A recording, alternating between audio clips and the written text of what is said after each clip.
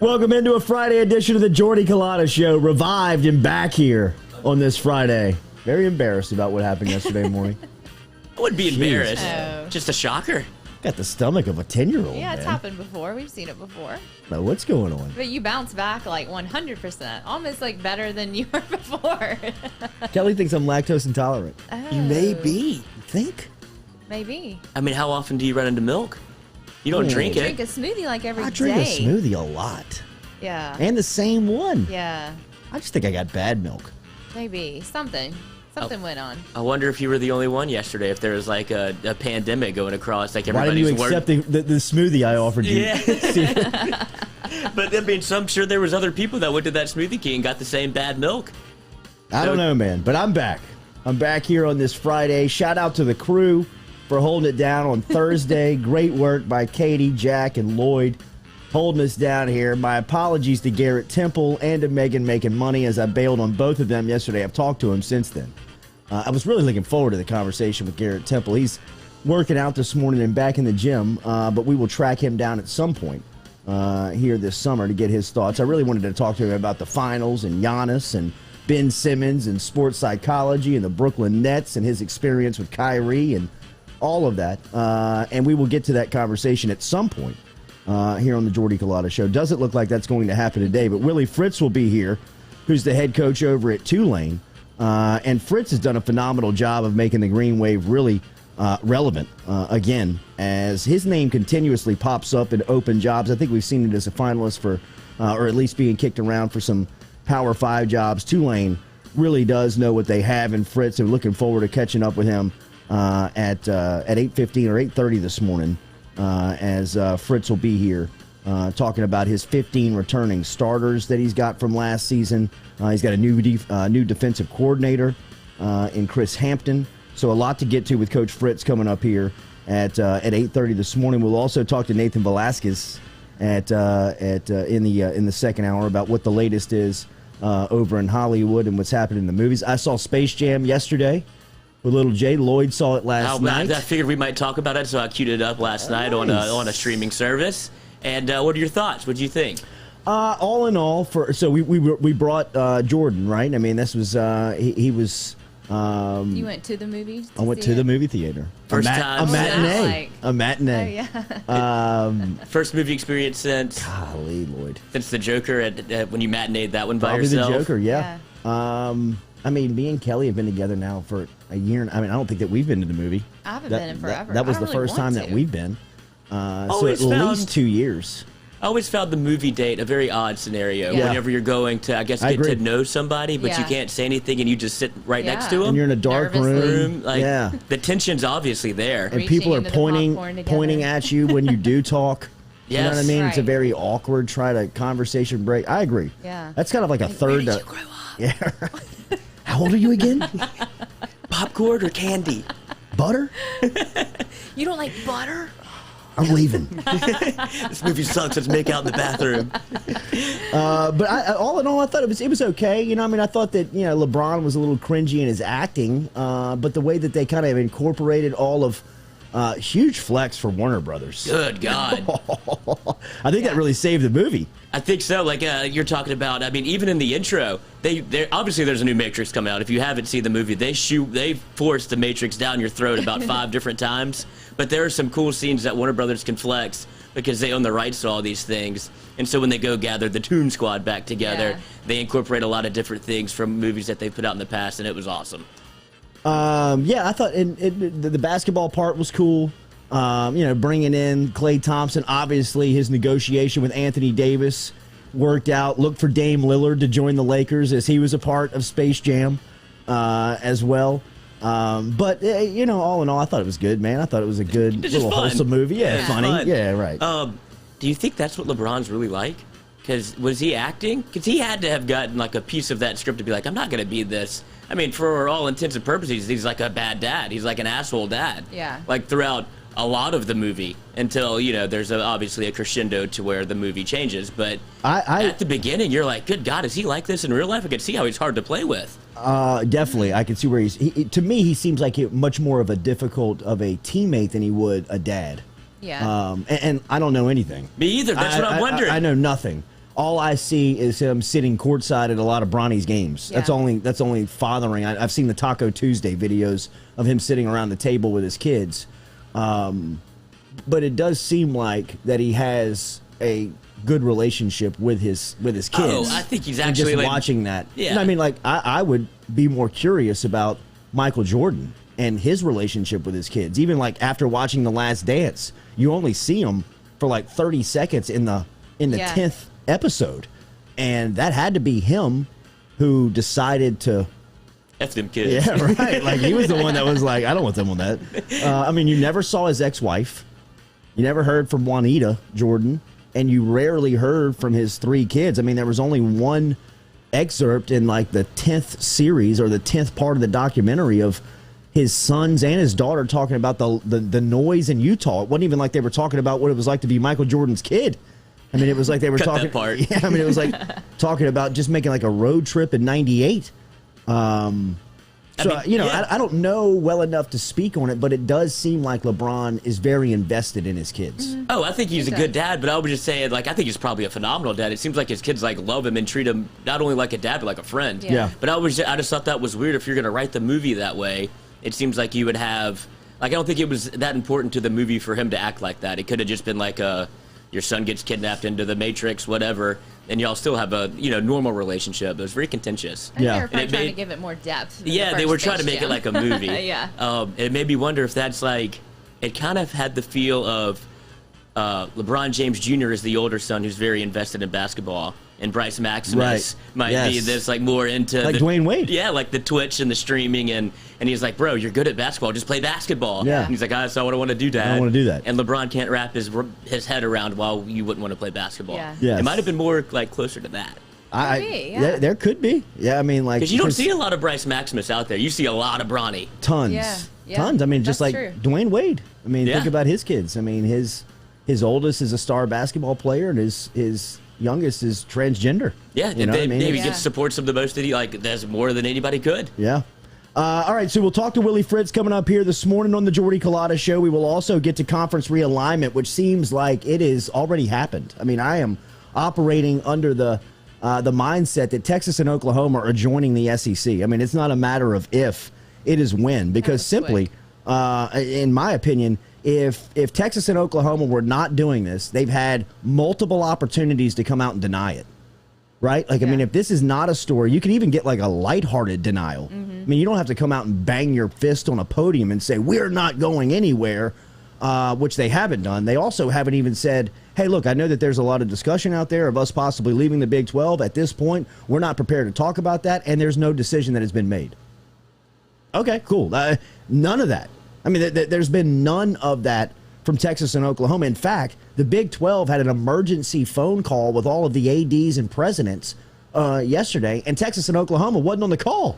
That's weird. You know, I mean, like this is happening. This is going to happen. I mean, Texas and Oklahoma are going to be a part of the Southeastern Conference, and the SEC ultimately is going to, in one swift move, going to bury the NCAA. The NCAA will be dead, like in a grave, 6 feet under, no more. And the SEC will be the power of college sports. I mean, really. Yeah. I mean, think about the ownership that the SEC already has, the stranglehold that the SEC already grips on college sports. I mean, you had 2 teams playing in the national championship in college baseball. Obviously, they dominate college football. They're making a run to power in college basketball with the amount of teams that they've put in the tournament, the resources and money that they've put towards college. But look at the coaches in the league. Look at who's roaming the sidelines in the Southeastern Conference. If you add Texas and Oklahoma, 2 of the heavyweights, 2 of the most recognizable and powerful brands in college football to the Southeastern Conference, this becomes a superpower in the sense of you've got all of the top brands within one region in one spot. And like I said yesterday before I rushed out of here vomiting, I would pick up the phone and call Miami and Clemson if I'm Greg Sankey. Or if I'm Clemson and Miami, I'm picking up the phone and calling Greg Sankey. Florida State and Clemson, Florida State and Miami, whoever it may be on the East Coast that recognizes, we might get left behind here. Because this super conference that seems to be forming is going to control not only all the competitive advantage, not only the competition in college sports, but the most important to all of these campuses and universities, the money. Yeah. The money. Which is why Texas and Oklahoma is making the move. They see the deal that ESPN cut with the SEC. Was it 3 years ago, 2 years ago? 10-year extension, $3 billion deal. With the B. Yeah, right. I know, right. I mean, that to me, it is not if, it is when, and I expect it much sooner than the 2025 deadline and expiration date of the media rights for the Big 12, which they have ownership over Texas and Oklahoma, right? I mean, a couple of weeks back, we talked about the 12-team expansion for the college football playoff coming down. At this point, the timeline is on the 2025 season because that's where the contract that currently sits is in place. I think that there are some things that are happening behind the scenes to try to get out of that. In the same sense, Texas and Oklahoma are binded to the Big 12 as far as their media rights go through contracts into that same timeline, 2025, a couple of years from now. That not only do they own their first tier media rights, like all of their football games, they also own their second tier media rights, which is college basketball, baseball, women's college sports, whatever the athletics that's on television or through the media that's being distributed outside of football. So that's a lot of money, lots of money. But like we said, you're talking about two of the most powerful brands in the sport. I mean, when you're talking about Texas, they are arguably the most powerful. Mm-hmm. I mean, they were a big enough brand to start their own network. Like before the SEC Right. network even existed, they had the Longhorn network because they thought of themselves as highly as you can think of yourself Yeah. in the college sports. And so did somebody else. Yes. I mean, ESPN Yeah. developed that station for them. Now, it has not worked out.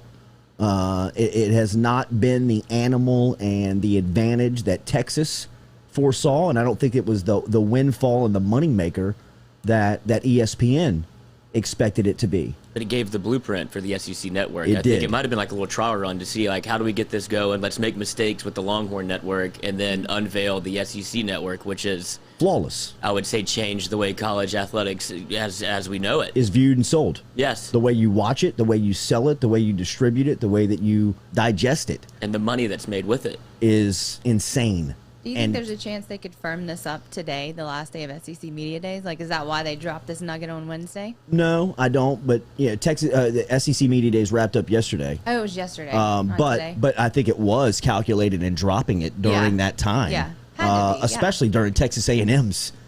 I mean, like that was it was That's cold-blooded. very That really it was was. very granular in the calculation of not only are we going to drop it during SEC Media Days, we want to do it when Jimbo Fisher's on the podium and has to answer a question about it, which he was obviously rattled. I mean, he Yeah. was. You could even tell, like, I mean, it was almost like somebody telling you in public, like that your significant other was cheating on you. Or Right like, now. like that Yeah. you have evidence of something happening, and like you could tell he was kind of thrown back, but I don't want to show that I'm that cut. Like, I mean, he was like, did you hear that Texas and Oklahoma want to join that? He's like, I bet they do. yeah. What else is yeah. Right. Next question. Say what? You know, he's like checking his watch, you know, for like the messages. Like, how do I answer this? Get me the hell out of here right No, now. then he had to keep Zap going. me through outta the here, man. interviewing. So, look, man, I think that this is a snowball rolling downhill, and that that is not. It is only a matter of time here before this is announced. I mean, I expect this to be announced within the next couple of weeks. I really do. I think that there's too much smoke around these reports. There's not enough denial. Any from denial. Anybody that it very easily could just step out and say, hey, look, I'm representing Oklahoma on this matter. We've had no discussions. We've had limited discussions. Here's where we're at. This is going to happen like this. Nobody has stepped out and said anything, which makes you believe in the environment in which we live in today, when there's no statements and there's no direction after reports like this, that the reports are accurate. I mean, Yeah, and I would say, like, the biggest telltale sign, it's all been, if you want to call it positives, for Texas and Oklahoma joining the SEC, which I think it'll probably be a good thing in in the long haul. But I think the biggest news coming from yesterday is that they just left the Big 12 conference on red. That's what I they was were gonna just like, ask, I'm not going to join the. How long do you think those officials waited around that phone? We're like, waiting on Oklahoma and Texas here, like starting at 6, and at 6:01, How panicked is the 6:02, Big 12? 6:03, and they're like, all right, we're starting this thing. They're not coming. Big 12 is they're shaking. Yeah. I mean, they are they're a nervous wreck. I think their entity folds. I mean, Yeah. you look at there's a lot of politics in this stuff. That's where it gets dicey. And Yeah. it could get very dicey. If you remember the Baylor stuff, which came out a couple of years ago, getting them into the Big 12.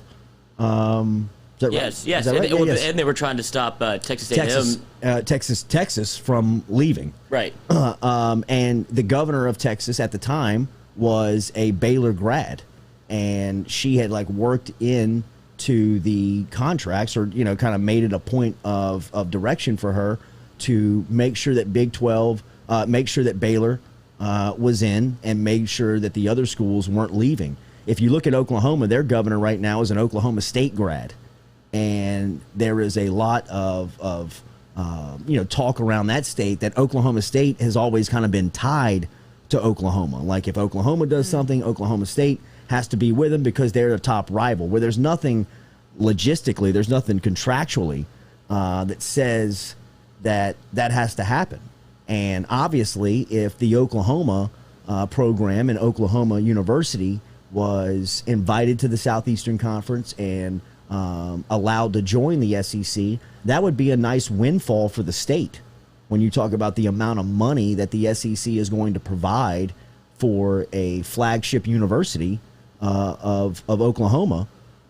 So it puts the Oklahoma State grad in a situation where are you going to look out for the best interest of your alumni, of your school, Oklahoma State, or are you going to look out for the best interest of your constituents, of the state of Oklahoma, which it is a mindless decision on whether or not, from a leadership standpoint, it's mindless if somebody put the scenarios in front of you. Hey, do you want to stay in the Big 12 and receive this amount of compensation every year, or do you want to go to the SEC and get a $23 million check in the middle of a pandemic? But you can't. But you can't go back to the bar with your buddies. And you can't take Oklahoma State with you. What's it going to be? You know what I mean? Like it's you want to get reelected or not? Right. It's going to be fascinating. It really is. From that standpoint. But as far as the business goes, I think the business of the deal is done.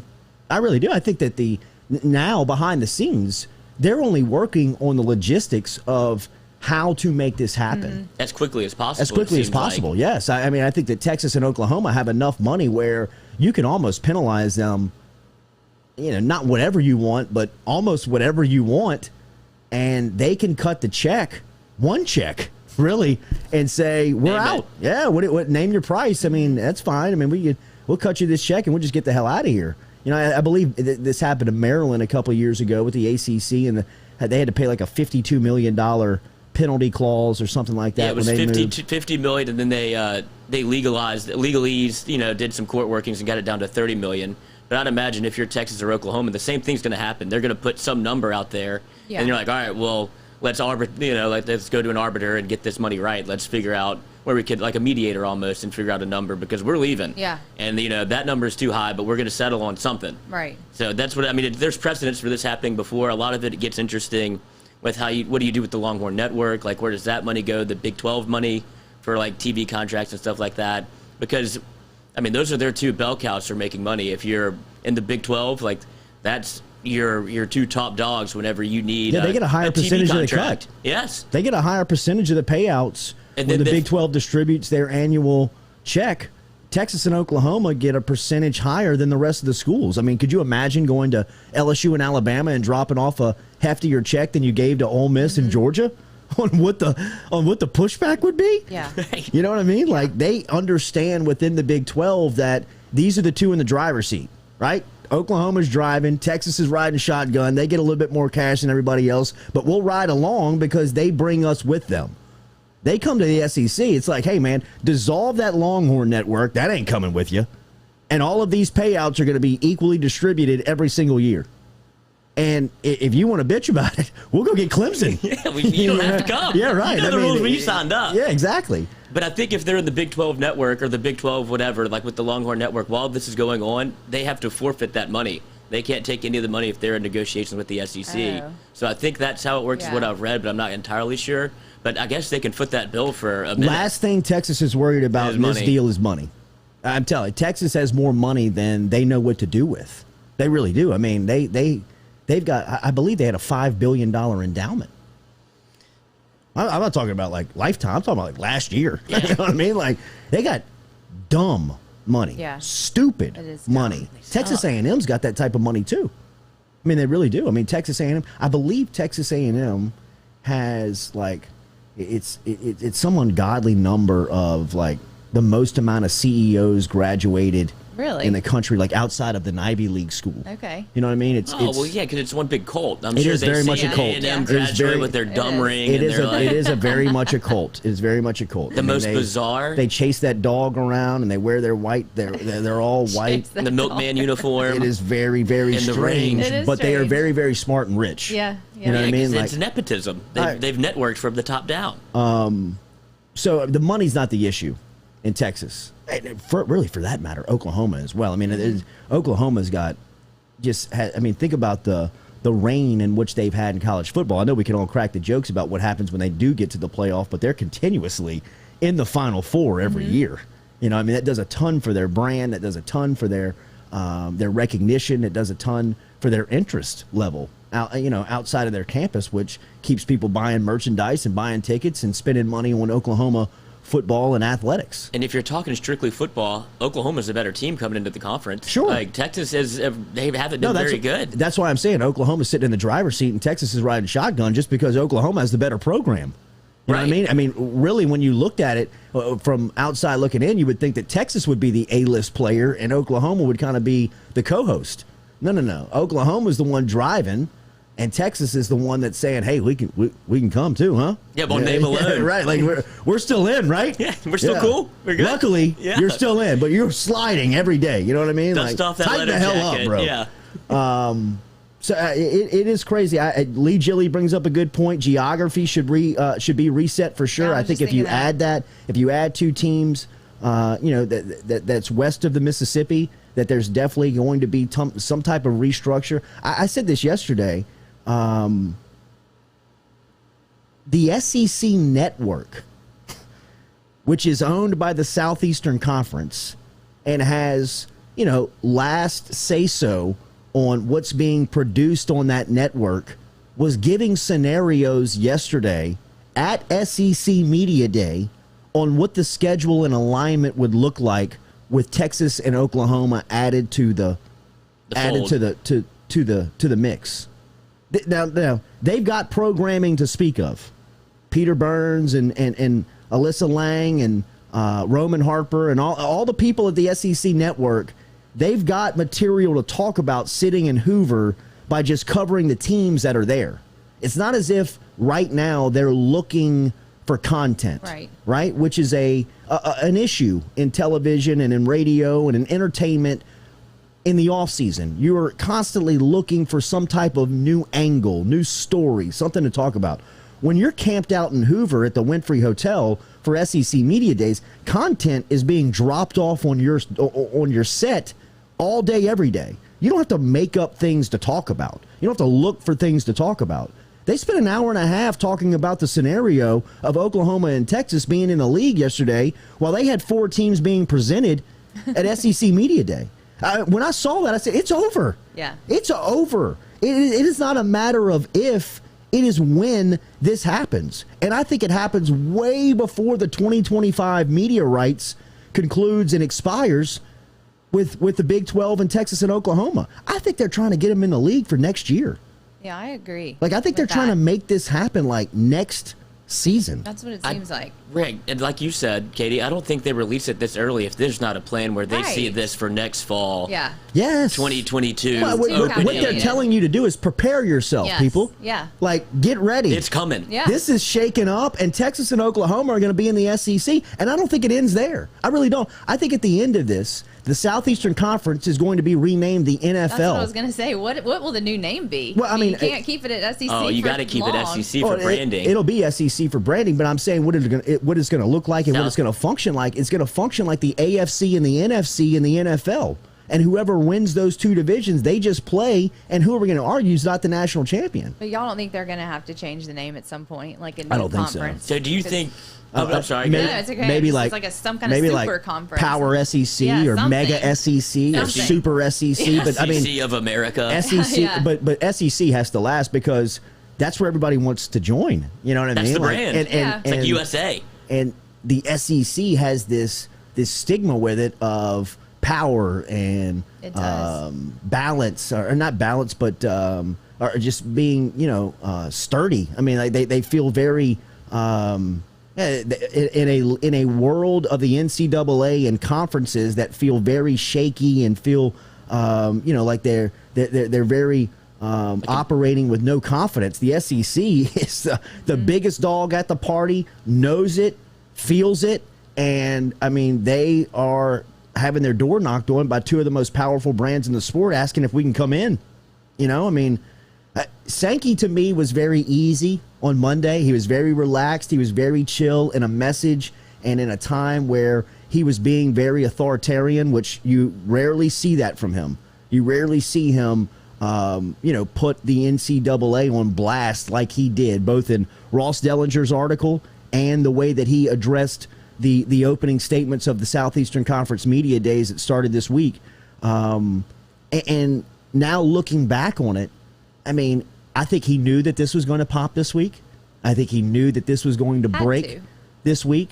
And I think behind closed doors, this conversation is way, way further down the line than the news breaking on Tuesday, right? Like this is this is on the doorstep of being finalized. Yeah, in my opinion. they have it ready. Yeah, they have it ready. I mean, if Texas and Oklahoma aren't showing up for Big 12 conference calls, like just blatantly not showing up, knowing that is going to be a news story, like they know that that's going to get out. They know that some other AD or president's going to say, well, Texas and Oklahoma wasn't here today. Perfect. Thank you. And if they don't, then they'll leak it themselves. Exactly. And for that to be in the news and for the speculation to being out there, this is imminent. This is going to happen. Plan on this being the league of the Southeastern Conference. I think that they exist a year from today with Texas and Oklahoma as participants in the SEC, and I think it gets bigger. I think that schools like Florida State, Miami, Clemson, big East Coast brands, Notre Dame is back in play. I don't want them. They can do whatever they want. I mean, do you think this will shake things up as far as Alabama maybe won't be the top dog anymore? No. Really? As long as Saban is in Tuscaloosa, I think that Alabama would always control. I mean, they're trying to, they're trying to undercut Saban in major markets with name, image, and likeness, like Miami, USC, UCLA, big brands. And Saban's quarterback, who hadn't taken a snap yet, has got nearly $1 million in NIL. But at least bring some more. You know what I mean? Like it's right? Sure, For them. Sure, absolutely. I think Saban and Alabama, LSU, and Ed Ogeron routinely go into Texas and pluck some of their biggest players. Routinely, Jamal Adams at LSU. I mean, the list goes on for LSU and Alabama and Georgia and Florida. Routinely use that pipeline to go into Texas and recruit. If Texas has the SEC logo on their chest, that pitch becomes a little bit more difficult for Ogeron and Saban and Kirby Smart and Dan Mullen and Lane Kiffin to get those guys out of the state, because a lot of what they're selling is the schedule, being able to play the best week in, week out, the SEC network with the exposure, ESPN's contract, and their and them putting them on I mean, look, that CBS game that's Saturday at 2:30 is about to go to ABC. And I know it's still a major network, but I mean, you're talking about ABC, ESPN, SEC ESPN Network, 3. ESPN3 owning all of the rights of SEC media.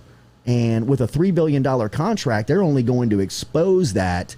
I mean, they're going to maximize the hell out of that exposure. And a lot of that is what Texas and Oklahoma have been losing out on in recruiting, right? I mean, that's sometimes been the death nail for recruiting pitches versus Texas and Oklahoma. So, I think that they very much that's what Texas A&M is. They haven't slept. They hadn't slept in 72 hours. I mean, they are scouring the internet. They are going on Texas and Oklahoma's Instagram. They are going all over their social media, looking to see what's going on, see if I can't catch a hint Make it a of murder. what's going on. Do I see Greg Sankey in the background of any pictures at the beach with Texas, laying out at the pool Furious. with Oklahoma? I mean, just like, what is going on? Why are they being so nice to these guys now, man? I thought we were the thing. But do you think this started maybe way back in almost 2019 when LSU and Texas got a taste of what the SEC is like in terms of the viewership and the exposure when they played LSU on a primetime game? And I don't think they've really ever dabbled in those waters in terms of an SEC team. And then you have Oklahoma go into a college football playoff against LSU, and it's more SEC, and they see how all of this unfolds and how seriously it's taken in the SEC, in the Southeastern Conference, for like, you may want to get a piece of that because they're doing it the right way. What's the money, man? Yeah, it's the promotion. It's the money. I mean, it's $3 billion in cuts. It's $23 million in the middle of a pandemic when everybody is looking and searching how you replenish the funds that you lost out on. The SEC's, they're making you fatter. I mean, they cut you checks. They're giving you $23 million cushion while everybody else is scrambling. So, I mean, the power has been on display for years. I think now the major brands recognize the shift. The NCAA really did this to themselves, right? I mean, they are the ones that have really allowed this to happen. I don't think that Mark Emmert and his organization have anybody to blame but themselves on this. They had no foresight. They had no preparation. They were very much hard-headed in the sense of, I mean, Mark Emmert, just like 3 weeks before name, image, and likeness went into place, still wasn't even recognizing that it was good for the sport. And then he got a raise and extension. And then 24 hours before it goes legal, he's like, "Oh yeah, we support name, image, like, bro, get out of here, man, get out of here, go take your money and scat, man. This is ridiculous. I mean, the unawareness and the detachment that you have from your own product is inexplicable. I mean, like, good Lord." He puts off a lot of, I'll walk to the mailbox, grab the check, and walk back inside. Like, yes. I don't know what's going on, but they keep paying me. And this has been a slow trickle down from the NCAA. This should have happened a long time ago. Once they lost the television rights in like 1984, like in a court ruling, that's when this whole thing should have blown up in the NCAA's face. But they held on for 30-something years, and it's just been incredible that they've been able to do it that long. But once they lost the ability to schedule what team plays on national television, they lost every chip that they had in that regard, because now that's what led to conferences being able to have their own television networks, being able other networks being able to get involved and decide who wants to play who and get into the money and all of that. So that's when NCAA lost their power in football. Well, I believe it was 1984. Check me on this. 84, 86, where they took away the media rights from the NCAA from controlling everybody's media rights to allowing the conferences to negotiate how you sold your media. That was a major shift in college sports when that happened. That was a lot of the shift in dollars that really gave the conferences the backbone and the treasure chest that they have now to really deal with. The SEC was ahead of that just because of the interest around their football. I mean, that's really where it comes from. And Texas had a big piece of the Big 12 because of their brand, and that's what kind of gave them the negotiating power of the Longhorn Network. Has that been a decade? Has that been nearly? I mean, it's almost been 10 years. I would say so. Yeah, it was right after right after Vince Young left, and then they were like, Texas was on top of the planet, and they're like, all right, we got this Longhorn Network we're rolling out. They were in the national championship again. Colt McCoy gets hurt, and it's all been downhill since then. Horns down. Horns down. Horns down, bro. If you got your feelings hurt in the Big 12, horns down. Oh, man. Welcome to the SEC. A Saturday night in Death Valley. If you don't think that the horns down are going to be out, or just a trip to Sanford Stadium in Athens.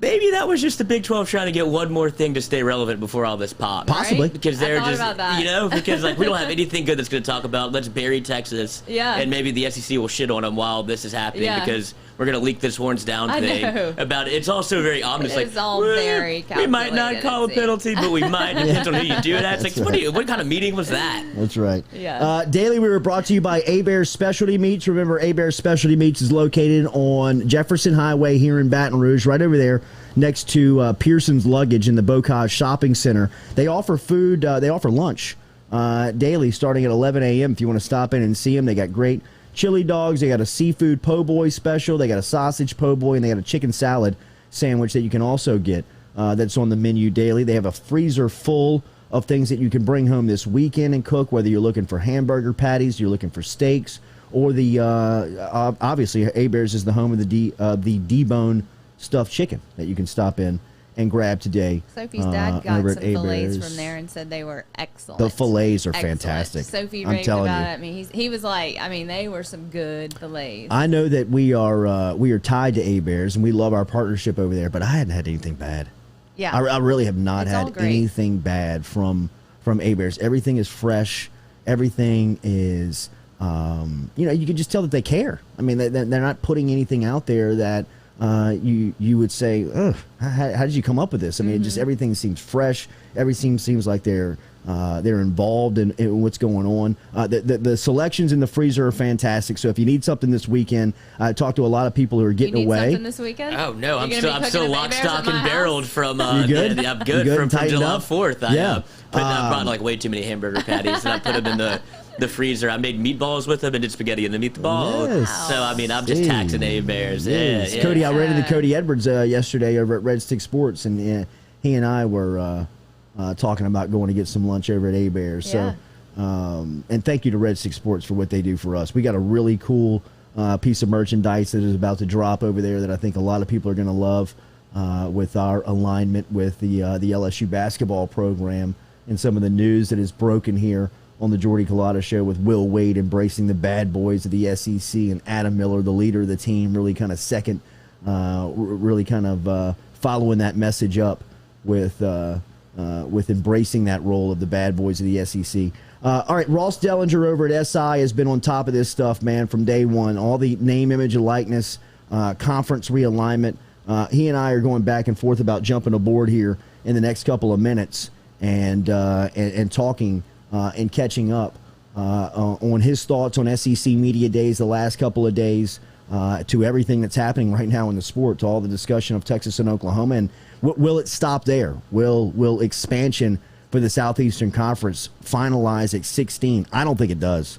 I think we look up in a season, in a couple of seasons, and ultimately see 24, 32 teams in this just super conference of college sports. The landscape in which college sports is governed, the way that it is played, the way that it is scheduled, to the conferences that own the brands, I think all is under reconstruction right now.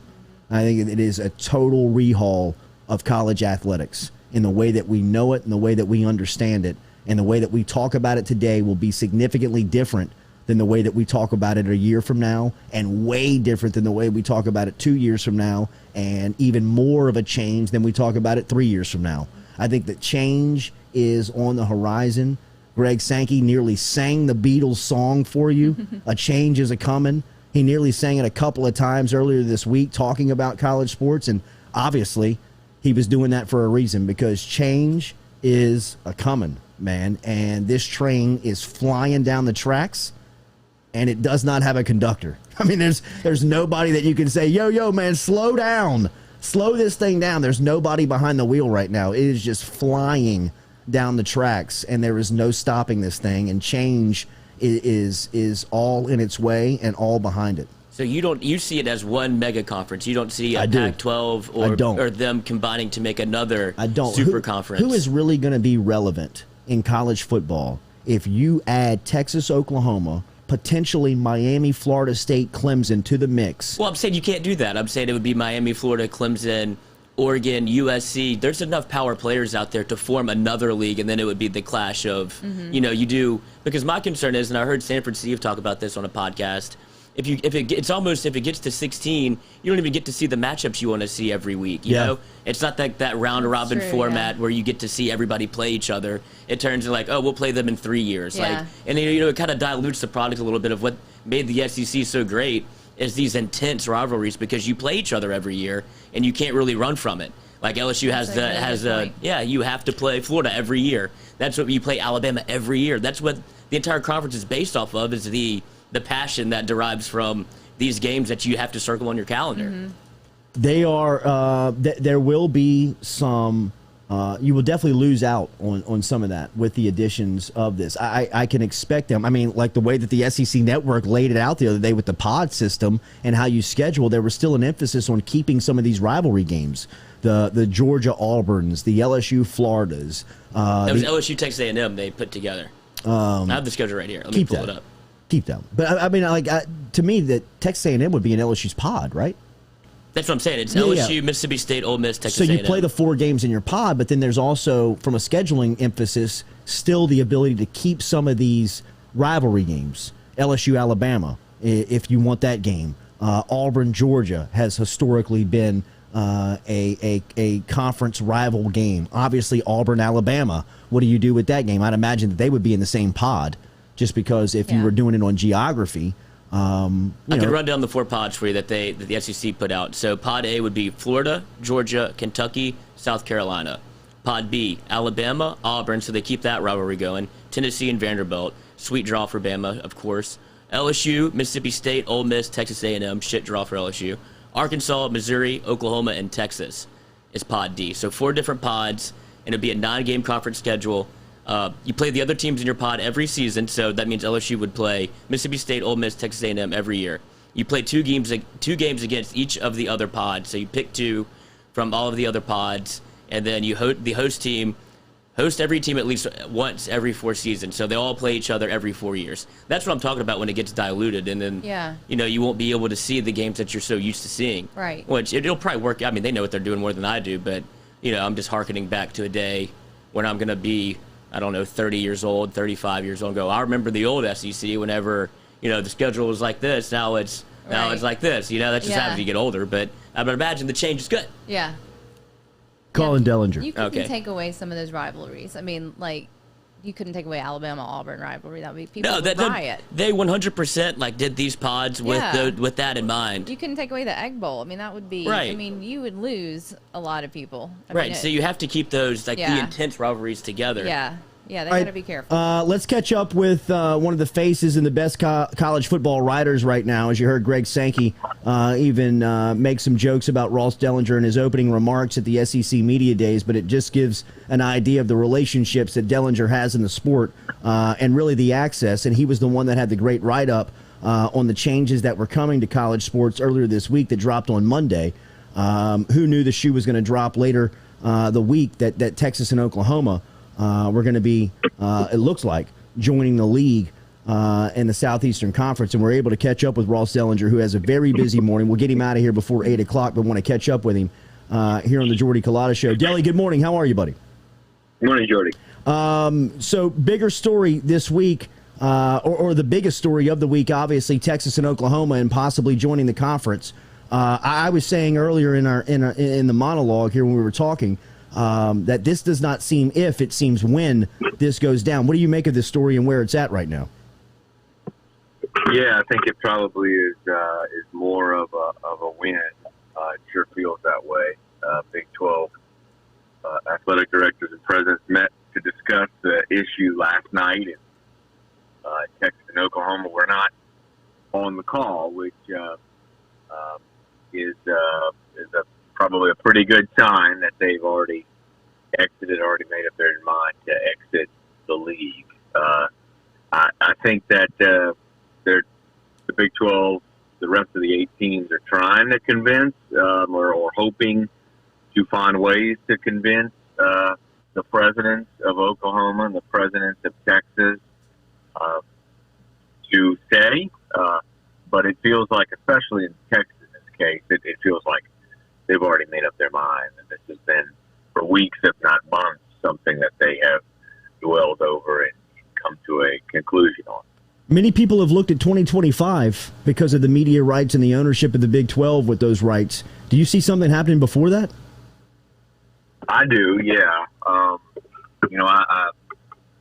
think there's two issues here, or two paths that they can go on. They can pay a penalty to get out of the contract, from what I understand. They have lawyers and they have law firms already kind of working on things legally to try to be able to get out of this early, pay a penalty, and get free of it. I guess conceivably as soon as next year. I would not expect that Texas and Oklahoma, the kickoff of next season, will be in the SEC, but I could see in 2022 or 2023 maybe it happening. But if for some reason the Big 12 does not accept the penalty, they can find legal avenues to hold Texas and Oklahoma in the league. However, that would cause real issues, I think. First of all, you have two lame duck schools that would be competing for, 4 seasons. And then that also hampers the Big 12's ability to rebuild, to add teams. Right. And stuff. So I think that, I don't know, it would surprise me if this lasted to 2025, if they stayed in the Big 12 that long. Delly, SEC swings the biggest stick in the Power 5 and conferences as they go. If you add Texas and Oklahoma's brand to the Southeastern Conference, what are we looking at? Well, yeah, we're looking at the greatest, richest, most powerful conference in college football history. If it's not already there, it certainly will be with the addition of those two, and that comes with a lot of power. You can think about it. The really big, rich, attractive, successful programs in the nation. There's about 12 to 15 of them. Coaches would tell you that can really legitimately win a national title. They have enough resources and stuff like that. The SEC will have all but 3, maybe 4 of them. They won't have Ohio State. They won't have Clemson. They won't have USC. I don't know if I'm missing Maybe Miami. any more. Maybe Miami. Yeah, maybe. Maybe Michigan financially as far as budgets and stuff. But you're talking about an incredibly rich and historically successful conference that can pull the levers. It's important. Pull the levers of the NCAA change. They have enough authority and power to do that, and that's very important situation. As what you mentioned, my story on Monday, this is exactly what I was talking about, is being able to be powerful enough, as the SEC already really is. Now it's just going to be even more powerful to move those levers of an NCAA governance change. You mentioned the other schools. If this goes down, and we both said during this interview that we don't anticipate it if it happens, it's almost now when it happens. What happens to schools like Ohio State, Clemson, USC, Florida State? What would their plan of action be, in your opinion?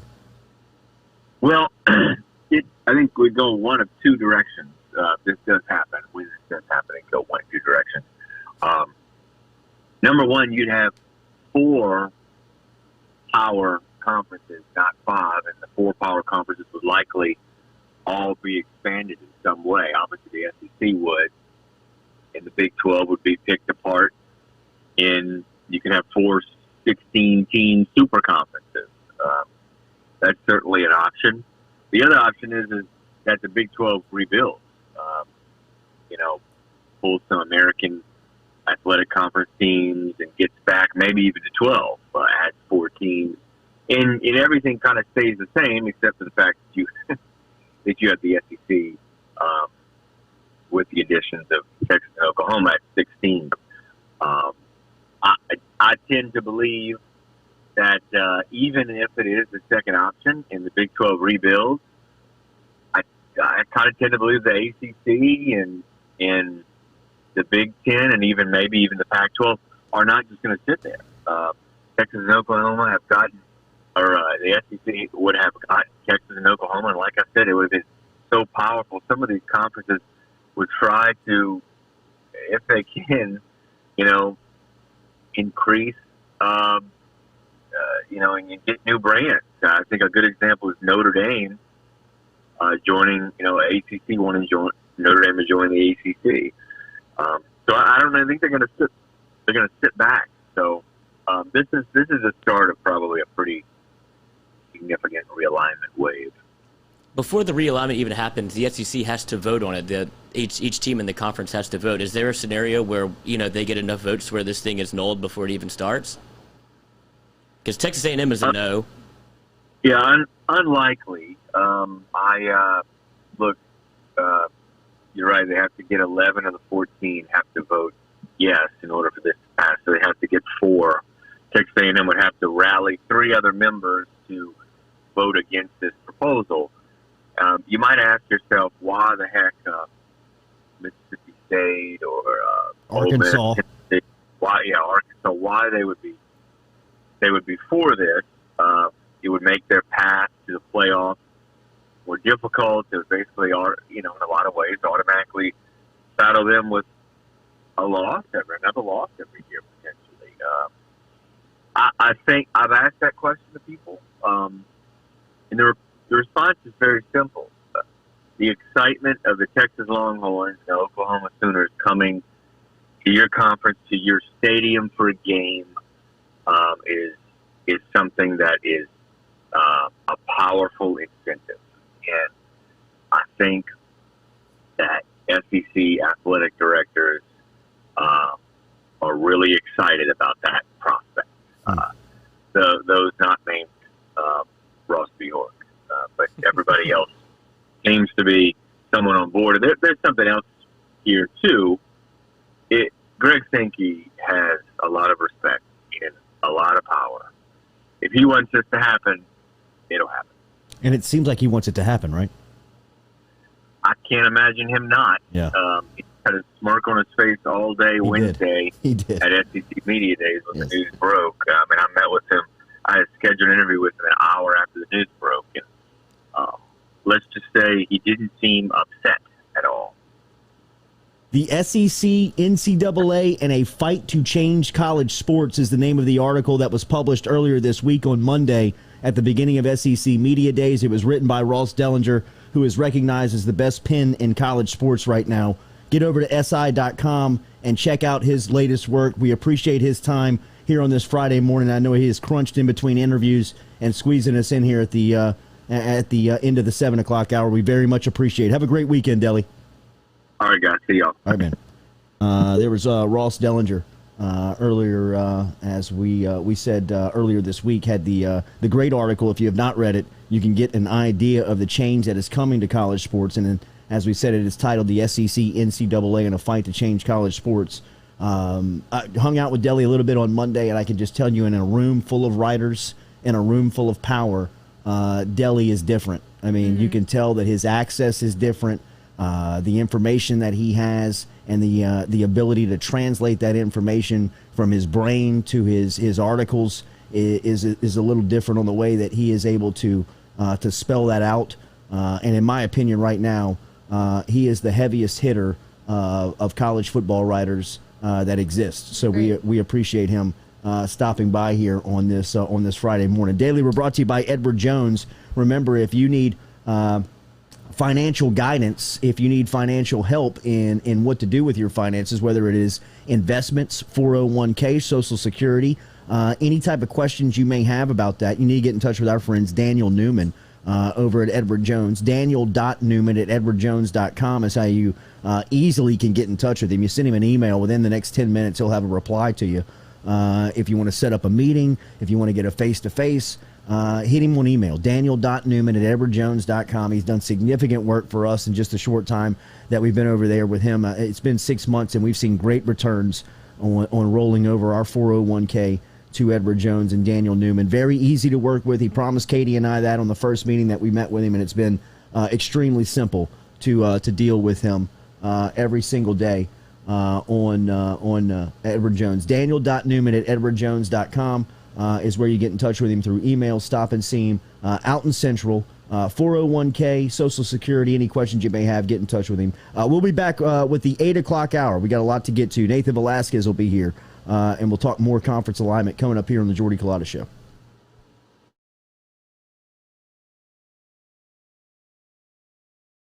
Are you self-employed? Then you need to learn about Angel Oak's Home Loans Bank Statement program that they're offering, which makes you eligible as a self-employed borrower to purchase or refinance a home without requiring a tax return. If you want to learn more, get in touch with me. Email me, jordy@jordyculotta.com, to learn about the bank statement loan program offered by Angel Oak. jordy@jordyculotta.com to learn more. Gearing up for spring and summer down here in South Louisiana, and you want to keep your lawn maintained during these sunny seasons, get in touch with our friend Blake Abear over at Abear's Lawn Maintenance, where he says, you grow it, I mow it. 225-485-8022.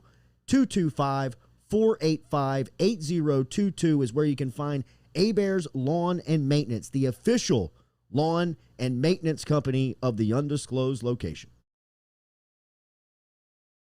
Go Chevrolet is proud to announce Go Express Auto Sales, the new used car lot located in the capital city of Baton Rouge, Louisiana, at 11522 Florida Boulevard. Go Express Auto Sales is online at goexpressautosales.com, or you can search them on Facebook and social media at Go Express Auto Sales, the newest addition to the family of Go Chevrolet. Remember, Go Chevrolet is located down in Laplace, Louisiana, but now welcoming aboard Go Express, the new used car lot located in Baton Rouge, Louisiana at 11522 Florida Boulevard.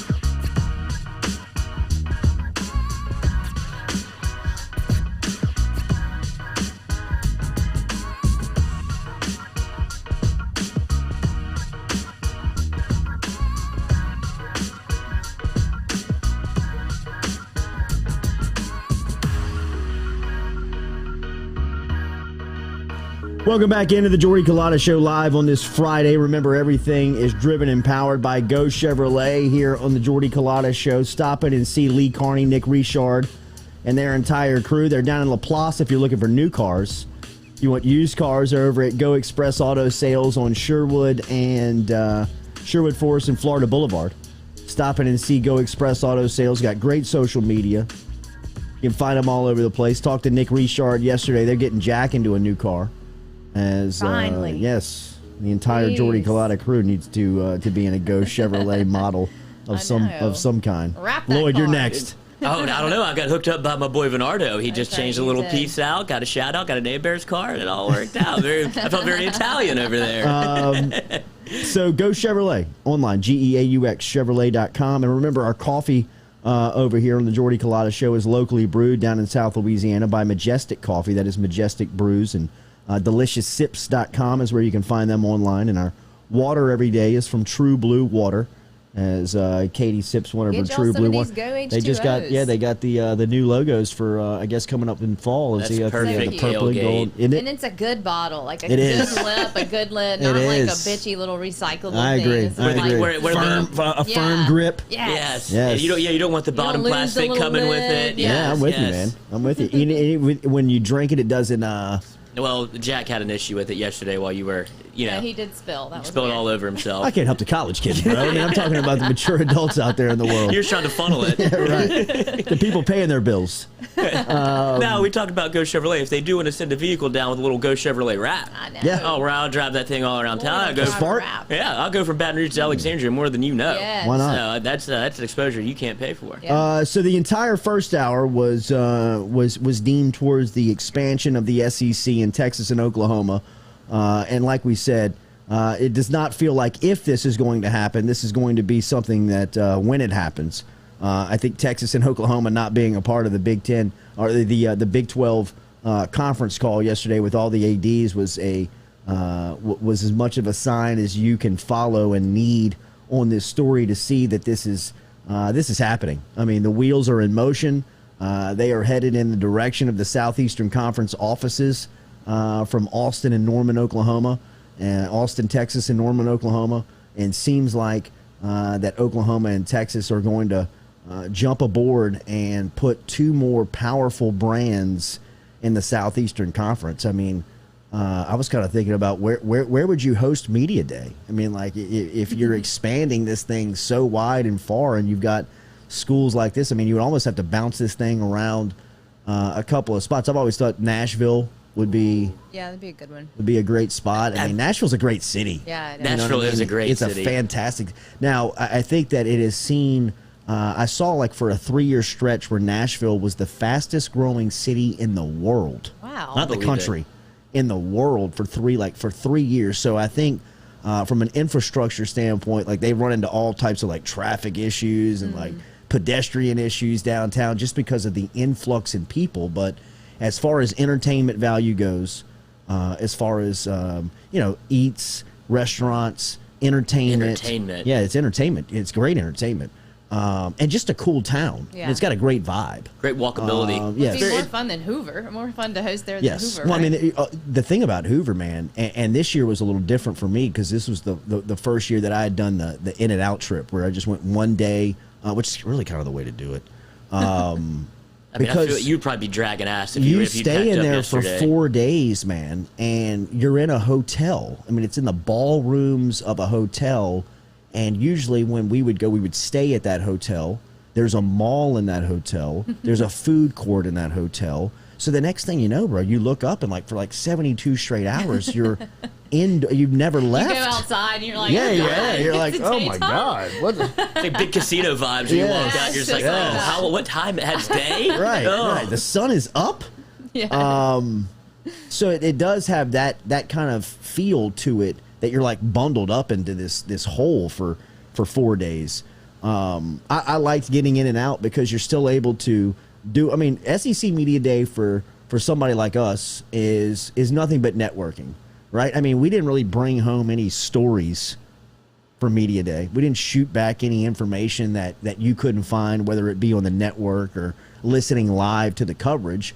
What we were able to do was solidify relationships and give some FaceTime to people that we haven't seen in over a year because they didn't have the event last year, and just keep our relationships sturdy and dependable, where you can still tap into those people for information and for just kind of going back and forth on their team, your team, whoever it may be. So to get in there and do it one day, see LSU on the podium, see Derek Stingley and Austin Decula speak, was as that's as much as we could really accomplish during that event as possible. And so that's kind of the way to do it. Not to mention I got to spend the weekend in Tuscaloosa. I was going to say, you weren't in and out by any means. You were there for a week. T-Town's finest, baby.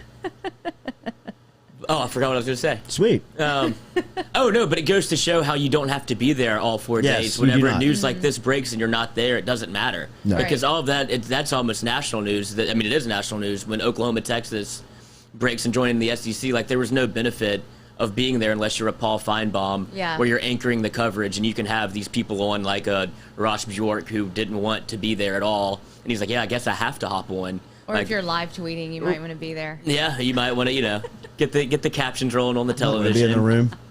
I don't know if that would have helped at all. Nah. I've seen the captions. But, yes. But for somebody like Dellenger, it makes sense. I mean, he's writing from the event every single day. He's talking to a lot of people. And like Dellenger said, I mean, once this news broke, he was able to schedule a meeting with Greg Sankey an hour after the news broke on Wednesday about Oklahoma and Texas possibly joining. Yeah, I mean, and from Sankey's standpoint, there's not a lot of people in that room that he trusts more than Dellenger to get the information out the right way. You know what I mean? Like that's where Dellenger is in his professional career right now. Yeah. He's got the most powerful figure in college athletics using him as his mouthpiece. Yeah, that's a cool position. You know what I mean? Like, I mean, and in the way that I understand it, Sankey understands that he's not gonna dictate to Dellenger on what he's gonna write. He's just gonna give him the information and let him do his gig. So, I mean, for somebody like him, it makes a lot of sense to stay down there for 4 days. Andrew Messina, you think CBS is regretting not re-signing the SEC with the potential of Texas and Oklahoma coming aboard? Yes. But that CBS contract was always detailed and was always thought of as just the outlier in sports, not college athletics, in sports. That if you look up that CBS contract and the amount of money that they pay for it's a crime. I mean, like how undervalued that contract is in how big that game is. Think about the CBS 2:30 SEC kickoff every week and how many eyeballs. I mean, the sound of it, the way it looks, the way music, it sounds, the way it feels, the way it smells. I mean, I can feel it right now. Me too. I'm staring at it. I'm staring at Gary Danielson and Vern Lundquist, and now that is that's Brad Nessler. But that's Vern and what Gary it were is just now. Vern and Gary were just the. I mean, that's the ultimate of the sport. Whether good or bad or indifferent, whatever you see them, you know exactly what you're watching. Yeah. Do we know who the team is for ABC? No, not as of now. I hope it's some sort of Tom Hart, Cole Kubelik. You think they go like big SEC feel? They got to, man. They got to. Joe Tess? I think Joe Tess is probably on the top of the list. I think that Tess is up there. I would go Tom Hart over Tess. Just because of how much he knows the programs. I mean, no disrespect to Joe Tessitore. He's obviously at the pinnacle of what you want to do in broadcasting. And the way that I would shift Tessitore is just put him on the boxing coverage. His boxing analysis and coverage to me is his wheelhouse. That's to me where he feels most comfortable. I think he's good on football. I think he does a good job. But I think Hart is where he feels SEC. He feels Southeastern Conference. He's very much attached to the league. I was walking the halls with Hart on Monday. I mean, SEC personnel recognize Hart as like he's one of their own. You know what I mean? Not just the people in Birmingham. I'm talking about like Ogeron and LSU and the schools that were all being presented on Monday. Dan Mullen was speaking to Hart like they were boys. You know what I mean? And I'm sure they are. Yeah. And I think that comes through on a broadcast. Cole Kubelik has those types of relationships. Cole, to me, is the best analyst of college football in the game. If you hear him analyze the sport, it'll be tough to find somebody that really knows the names, knows the personnel, knows the coaching, knows the history, knows the recruiting of players like Kubelik does within the league. And he can break it down on the telestrator. Like, he knows exactly what's going on. He's never lost in the moment. He's very much at ease on the call because he knows what's going on. And then Joe Tessitore kind of feels like he's calling a boxing match when he's calling a football game. Like, he's waiting for that one pow moment to call a knockout every time. So I can see where it's a different kind of vibe, where it's like that's very Hollywood. Mm-hmm. And then the SEC kind of has a more of a, like, I want to know as much information as possible, during the game, and feel like, because the fan base is probably as educated in terms of like the actual people that watch the games know who is on the field at all times. So you have to have somebody that's educated doing the broadcast, or you'll get smoked out quick. Yes. Yeah, they'll get run out of there quick. They'll get you on Twitter. Yes, I mean, you saw it happen to Adnan Virkin in wrestling. I mean, he even knew what he was talking about. Like, we just don't like him, and it's amazing how that can happen to you. So that'll be next year, right? Yes. That's next year. This is the final year of the CBS contract with the Southeastern Conference. So we will see that news pop next year. Did you see Tampa Bay's Super Bowl rings? Bro. I mean, like, dude, that looks like a hamburger. This big. It's I like mean, this it is on your hand. You can't wear that ring, right? No. I mean, you can't wear that. I mean, they were wearing them. Yeah, I mean, I know they were wearing them when they were You wear it being for a minute. when they were being unveiled, but I'm talking about like for a night out. How do you? Can you imagine? It would get in the way. I mean, It like would break everything. I mean, it's real like- estate. it is enormous. It is. I mean, even Tom Brady, who got his 7th last night. Seen a bunch of these things. I mean, we've been around the block. We've seen the Super Bowl rings. I mean, he's seen, and I mean, when he opens the case, he's like, "Oh my God!" I mean, he's like, "This thing is huge, man." He looks at Byron Leftwich, who's on his right, and he goes, "Dude." Yeah. And he's like, "Dude." Leftwich is freaking out. Yeah. And Tom, even like you said, even Tom is like, "This thing is massive." I mean, Yeah. just enormous. I mean, I know that has kind of been the deal over the last couple of years, just to be over and beyond on this stuff. I mean, like some of the championship rings over the last couple of just huge, like an island. Yeah. I mean, look at that thing, bro. Look at the size. So it has a of the twist off face. removable top. Huh? too. Oh yeah, Yeah, it has a twist off. Hide my removable weed? top. yeah. You could put your weed in there. A lot of I mean, people like- don't know that. Yeah, right. On the bottom of the removable top, it's etched historic. The word historic. Should be at TB12. Mm-hmm. But Wow. if Yeah. you're the ring business, if you're in this, or if you want, is this what you want? Do you still want a Super Bowl ring, or do they need to change it to something else? I'm never wearing mine if I get one. I'm always I putting it on always think display that, too. in my home. I think in that's my more what it's home, in for. my- Yeah. I don't know if you get replicas that you wear, like something that you could wear, like that's not the real one, just in case you do scuff it, mark it up, I would something hope so. happens There's to it. 319 diamonds in that thing. So I mean, you don't wear the real thing out, right? I mean, do you? I mean, they wear more expensive things Yeah, out. they I'd do, I imagine. guess. That's true. really. That's true. But I just They think do. it's the gaudiness of it on your hand is what makes it hard, because Yeah. you're knocking into stuff if you're going out and having a good time. That thing's Absolutely. banging into everything like a necklace. I'd be scared to hit myself in the face with it. I mean, like, You would. Yeah. If you just- take one from a guy with a Super Bowl ring on, It's over. dude, that's it's like brass knuckles. when you're Oh my slashed. God. Cool. Yeah, it's insane. But it is incredible, the size of the jewelry. When do you wear it? I guess if they don't wear them out, I wouldn't imagine, because it's kind of like why would you wear that anywhere other than to like a team engagement? Like Right. Tom Brady had his moment in the sun where he could wear all of his Patriot Super Bowl rings, then add another one to another hand. Yeah. Great photo opportunity for him. So he couldn't do that with all the Patriots rings. So it doesn't make sense. Yeah. So I guess those sit on the shelf, and now you just put the Tampa one right next to it. And then whenever they win the Super Bowl again, Yeah. they'll slide that Tampa ring on, and then the other one. I mean, there is a section of Saban's trophy case in the Alabama coaching offices of his success at LSU. You know what I mean? There's his, Oh, you keep it, yeah. There's his championship ring of both the SEC and the national championship and the Sugar Bowl, and I'd imagine that there's a picture back there of him hoisting the crystal ball. But I mean, you know, it's still there, man. Like for Brady, I understand last night the uncomfort of him bringing the rest of the rings in alongside that, but there's got to be a great photo op here in the next couple of days of him with all 7. You know what I mean? Or at least hold them like Jordan did, or like Bill Russell Bill did. Russell, For yes. sure. The kinda pool of rings. just kind of like the cup of just rings overflowing.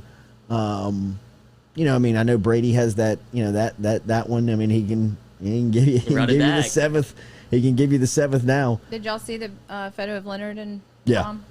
It's cute. Yeah, I love that Leonard got his, man. Cute. Speaking of Leonard, the NFL is not too happy with this vaccination report, man. Leonard said, I don't know about it. Well, and I don't. A lot of people are saying that. The more media I read on this, Leonard's not the only one. Right? he's I not. mean, there is a bunch of outspoken guys on this COVID on this COVID buildup, or on this COVID testing policy that the NCAA has with the vaccine, and what would happen with unvaccinated players. And as Lloyd said, Leonard was outspoken on it yesterday. DeAndre Hopkins was outspoken on it yesterday. Jalen Ramsey was outspoken on it on Thursday. I mean, you're talking about some of the big faces, some of the key figures, some of the players that you're promoting for Sunday night television, for Monday night football, for some of the key matchups within the week, that are very much being outspoken on whether or not they're ready to get vaccinated.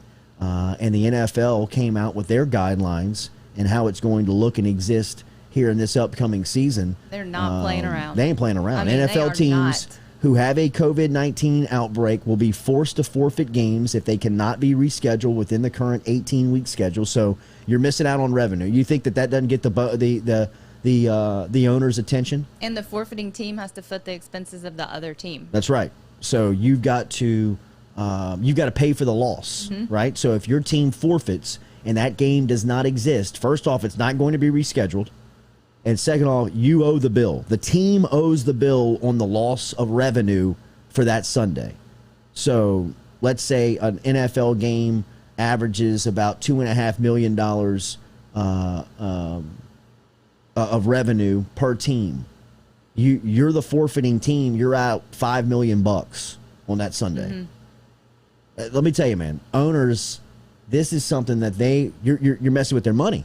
You're messing with their financial statements. So this is going to be a very much a head clashing.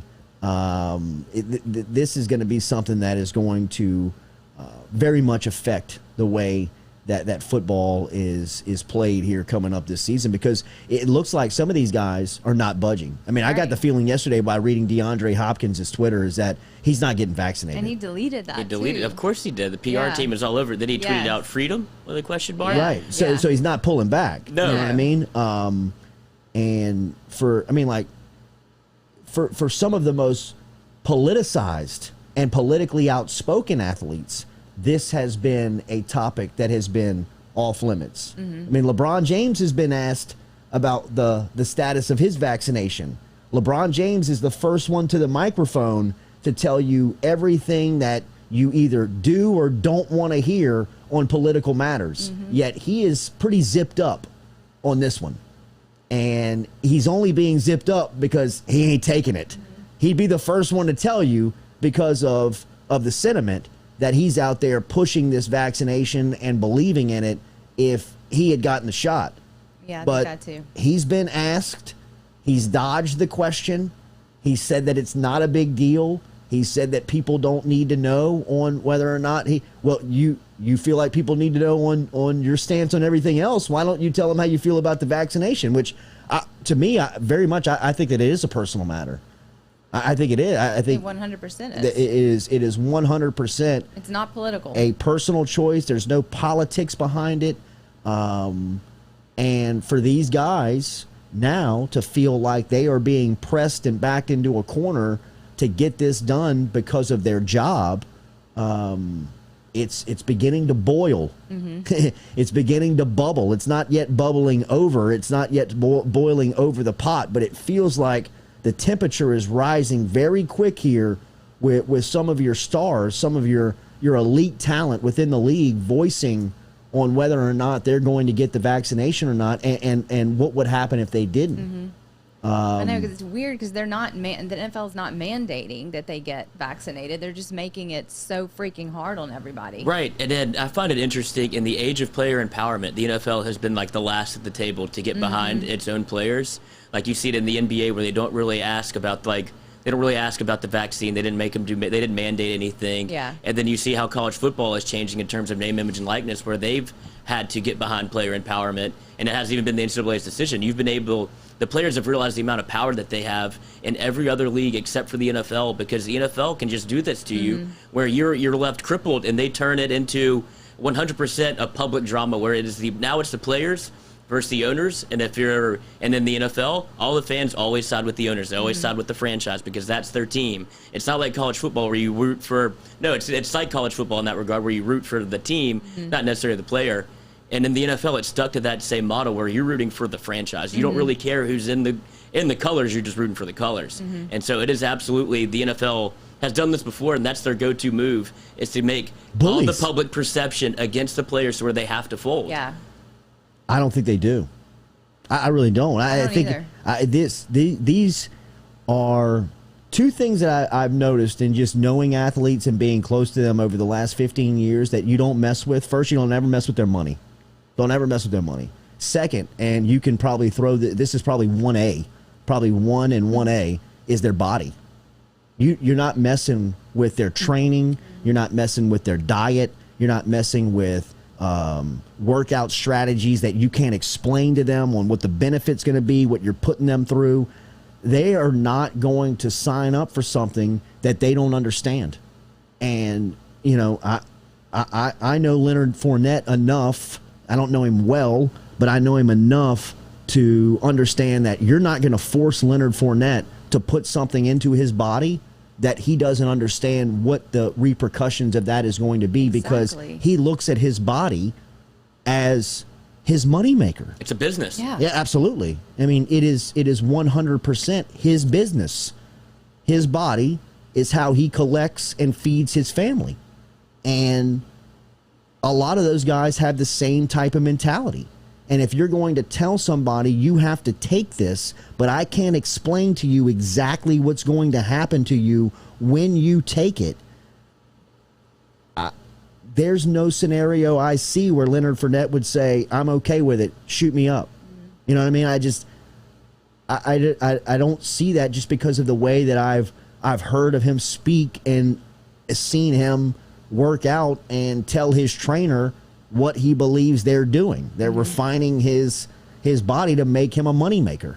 And if you're going to tell him that, you know, you have to take this, but we can't really explain to you what's going to happen just yet, if you do, then he's not going to take it. Well, it's not even FDA approved right until September. So how can you force something like that on someone? I mean, why are we surprised that these athletes are upset about it? Oh, I'm not. I'm not surprised at all, but I'm also not surprised by the NFL trying to make them do it, because it's the same scenario for the NFL. This is how they make money. Right. Like, all of those 32 owners are going, if you put this in a scenario where we're losing $5 million a week, all because like they didn't want to take a shot, that's how they see it. Yeah. Like it's just a number to them. Exactly. So the other thing I find that is going to happen, it's going to take one of the big dogs, a heavy hitter, to get for this to make a ripple effect through the NFL. Like, if Tom Brady doesn't get the vaccine and the Bucs sit out a... You think Tom Brady's getting the vaccine? No, you think that's what I'm saying. You think Mr. T, I mean... Mr. Avocado Ice Cream, I mean, whatever he puts in his body. Guy, by the way, Brady at 43? No stranger to needles, I would say, though. How good does this guy look? I mean, does he look the best he's ever looked? Yes. Ever. I mean... I was looking at him at that ring ceremony last night thinking, like, this cat is like Benjamin Button. Yeah. I mean, he is going in the opposite direction, dude. I mean, if you pull up a picture of him 10 years ago, he's got that Saban effect in Cleveland and Michigan State where Saban looks older 20 years ago than he does today. The glow up. I mean. That TB12. The TB12 is, I'm a believer, man. I mean, but what you know, whatever it is, bro. But let me tell you this. Tom Brady to me doesn't look like he's a vaxxer. You know what I mean? No, like, for as vain and as much as he monitors what goes in and out of his body, I mean, he's probably not going to tell you whether or not he's gotten it or not. But if I was a betting man on it, he's not getting it. You know what I mean? And if he's pressed on whether or not he has gotten it because of, you know, due to his status of whether or not he's going to play, I think that I just don't. This is going to be a big problem for the NFL. It is. He was kind of big pressed problem. when he was at the White House and Biden was telling the athletes to get their shot, and then Bruce Arians agreed and said amen, and Tom Brady didn't respond at all. So, I mean, he's being very vague about it. If that happens, if it's a scenario where there's a Tom Brady that misses a game and causes a forfeit, or a Patrick Mahomes, I would see that the NFL did what they did last year. They moved that thing back. Yeah. Like, they're not going to let their stars get aired out like that. Like, some of the other players, you have to be on the A-list of A-list for that to happen. Yeah. Because I think they're ready to weigh the blows and let public perception take over for some of, like, the lesser guys. Like, even a Jalen Ramsey, who is a star. But if he's out, they'll be able to weather that storm, and they'll be able to... It's going to be a quarterback. It's going to have to be a quarterback. I mean, it's going to have to be one of the 6 to 8 on a Monday night marketable, most recognizable guys in the league that says either I've not been vaxxed or has to forfeit the game because of him not taking the vaccine that they they have a positive test. Even though people that are vaccinated are still getting positive tests. It is such a gray topic. And when the NFL and its players are at the nucleus of the discussion, this doesn't surprise me one bit. It doesn't surprise me one bit. I mean, somebody out there knows a professional athlete. If you're listening to this show, you've got 6 degrees to some type of athlete at a high level. You understand the obsession that they go through, and it's not about their look, about the way they look. It's about the way that they feel and about the way that they operate. Absolutely, the way that they function. And if you give them a scenario to inject something in their body that you don't know the repercussions of, and it's still a trial period, how do you expect them to sign off on that when you have created a world around them that they are so anxious on things that they even drink and eat, that they consume, that they believe could be illegal to keep them off the field, right? I mean, forget steroids, forget needles, forget that stuff. That there's now stuff within, liquid and food that they intake that could keep them off the field, from taking that illegally. And now you're asking them to put something into their system that is not FDA approved, that the rulings and regulations on how it affects your body has not yet been determined or been put out. To me, this is the people that are surprised at DeAndre Hopkins, Leonard Fournette, and Jalen are shocking to me. Like, that shocks me that you would be this outraged that they would have this stance. What do you think that they are going to? What do you believe they're going? You think that they're going to have lines around the facility to get vaccinated shots on things that you can't explain to these athletes? You really can't lay out for. I mean, these guys are asking like detailed questions on what's going on, and the first shoulder shrug or I don't know they're out. Yeah. They're out. It's not about politics. It's not about whether you're a vaxxer, a pro-vaxxer, an anti-vax, whatever it is. It's not about that. It's about, this is my body, this is my money maker. Yeah. And you have taught me as the authority over me, whether it be the league, the team, the owner, the general manager, of you better be careful of what you put in your body, because if you have something illegal in there, you can't play. And you're going to cost the team. And now you're asking me to shoot something into me that you can't explain? Huh? Tom Brady doesn't eat certain fruits and vegetables that cause inflammation. The vaccine causes inflammation. I mean, it's just kind of a no-brainer. You're not going to force people like that into this. Could you do the TB12 diet? I'd love to do the TB12 diet. After seeing what Tom Brady looks like, I would sign up for the TB12. Yes, I'm in. I mean, get us a plan, bro. You got it. Well, the book has all of the diet. I don't even. Brady looks 24. Yes. He does. I mean, his jawline, the way his suit fits, I'm like, look at this cat, bro. The way he throws a football. Well, yeah, he functions like he's 24. I mean, it's insane. What?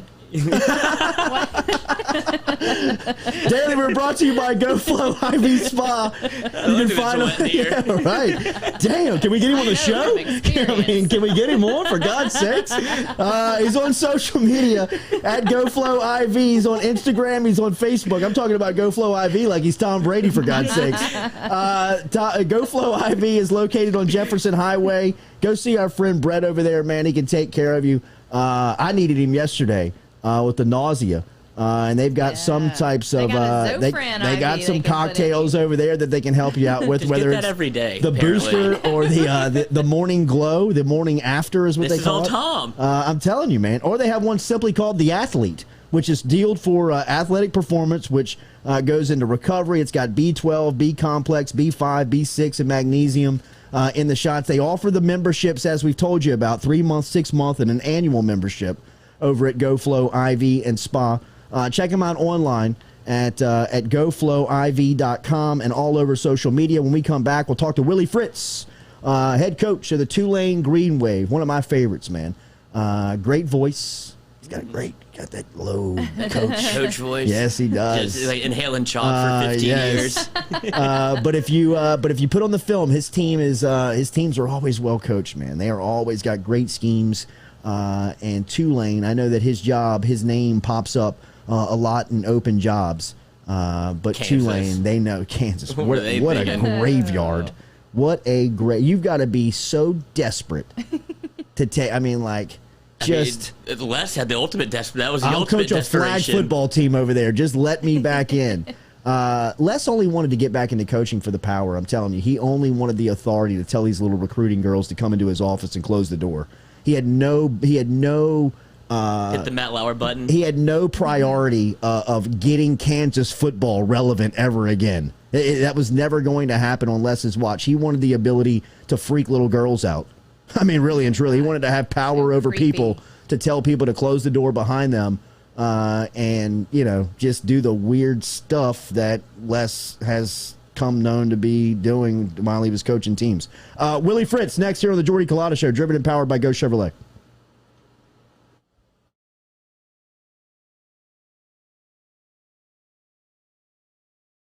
Are you self-employed? Then you need to learn about Angel Oak's Home Loans Bank Statement program that they're offering, which makes you eligible as a self-employed borrower to purchase or refinance a home without requiring a tax return. If you want to learn more, get in touch with me. Email me, Jordy@JordyCulottaShow.com, to learn about the bank statement loan program offered by Angel Oak. Jordy@JordyCulottaShow.com to learn more. Gearing up for spring and summer down here in South Louisiana, and you want to keep your lawn maintained during these sunny seasons, get in touch with our friend Blake Abear over at Abear's Lawn Maintenance, where he says, you grow it, I mow it. 225-485-8022. 225-485-8022 is where you can find Abear's Lawn and Maintenance, the official lawn and maintenance company of the undisclosed location. Go Chevrolet is proud to announce Go Express Auto Sales, the new used car lot located in the capital city of Baton Rouge, Louisiana, at 11522 Florida Boulevard. Go Express Auto Sales is online at goexpressautosales.com, or you can search them on Facebook and social media at Go Express Auto Sales, the newest addition to the family of Go Chevrolet. Remember, Go Chevrolet is located down in Laplace, Louisiana, but now welcoming aboard Go Express, the new used car lot located in Baton Rouge, Louisiana at 11522 Florida Boulevard. Are you self-employed? Then you need to learn about Angel Oak's Home Loans Bank Statement program that they're offering, which makes you eligible as a self-employed borrower to purchase or refinance a home without requiring a tax return. If you want to learn more, get in touch with me. Email me, Jordy@JordyCulottaShow.com, to learn about the bank statement loan program offered by Angel Oak. Jordy@JordyCulottaShow.com to learn more.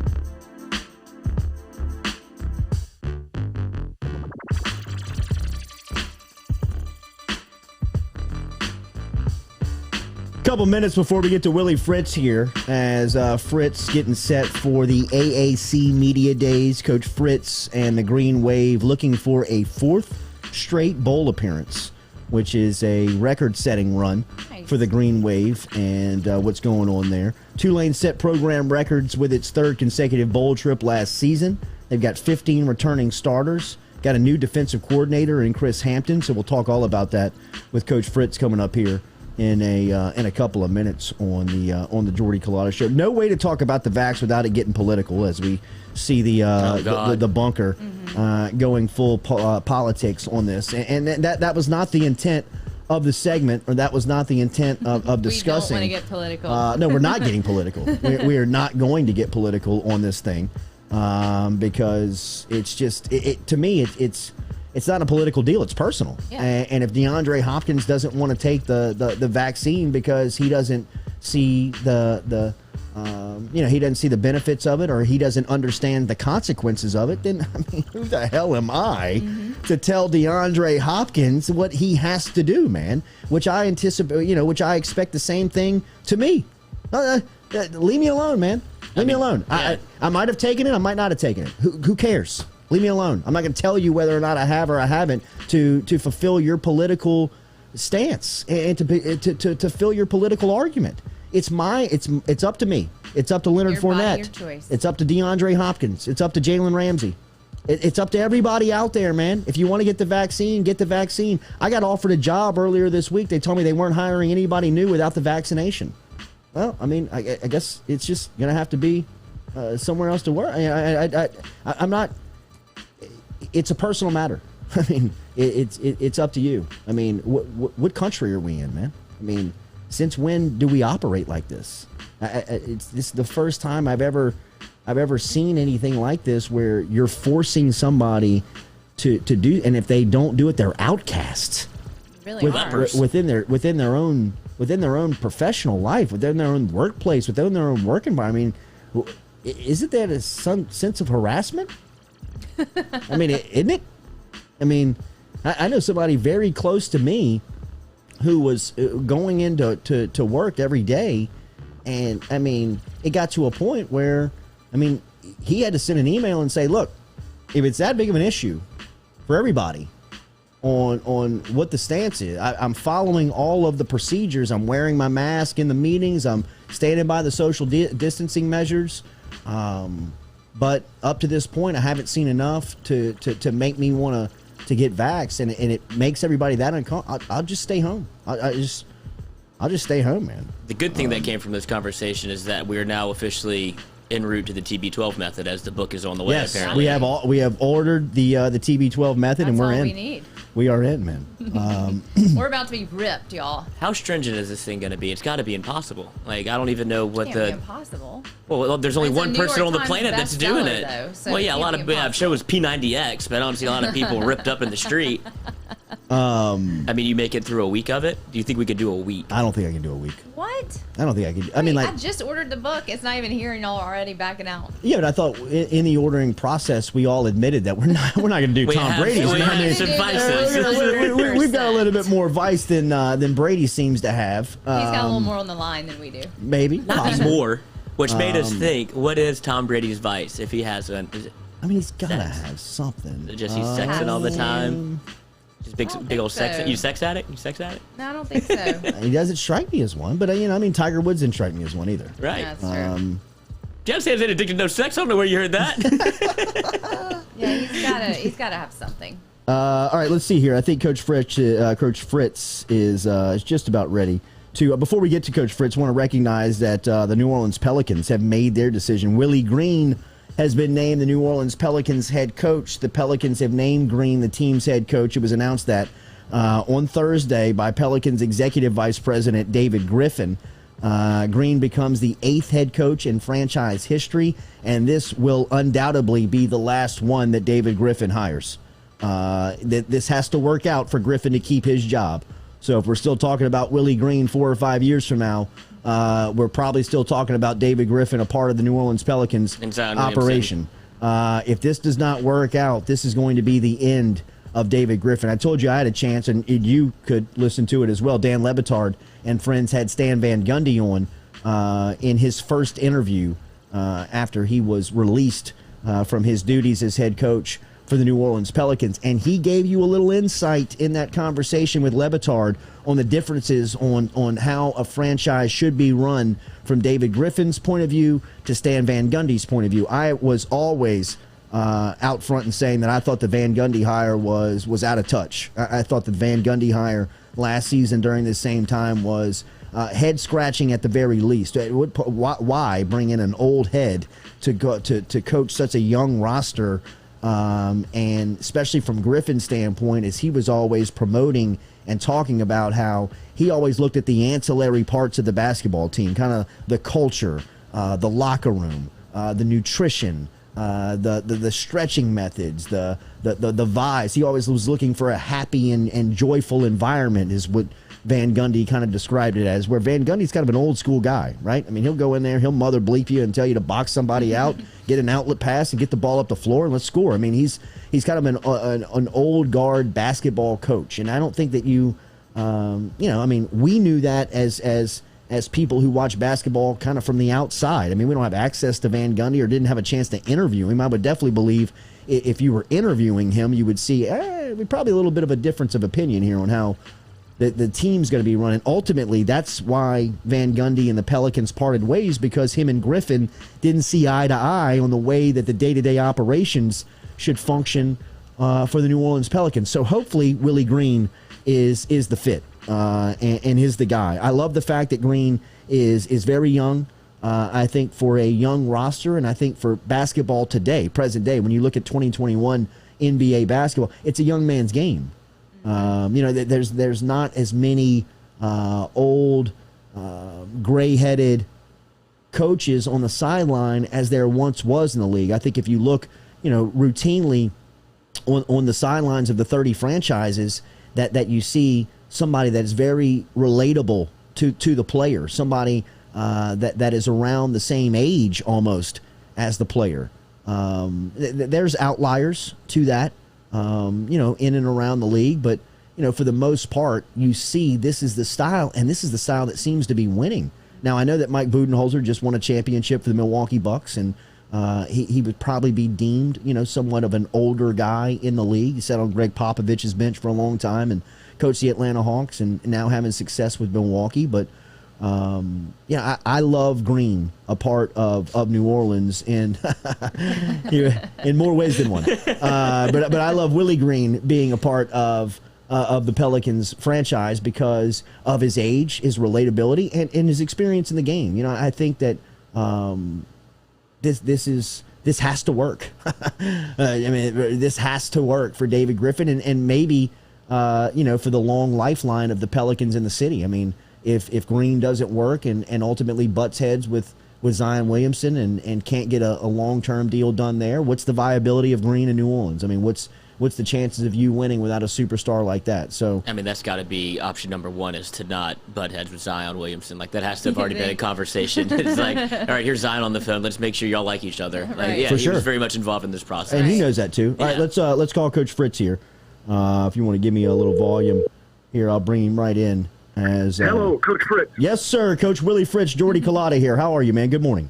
I'm good. How you doing? We're doing good. We're actually live. I'm sorry to start the interview like this.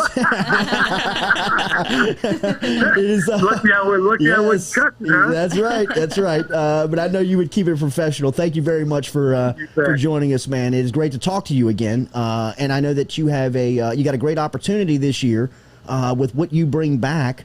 And you guys coming off of a third straight bowl win, Coach, with 15 starters returning for this 2021 season. What is the expectation for the Wave from the head coach's point of view going into the fall season?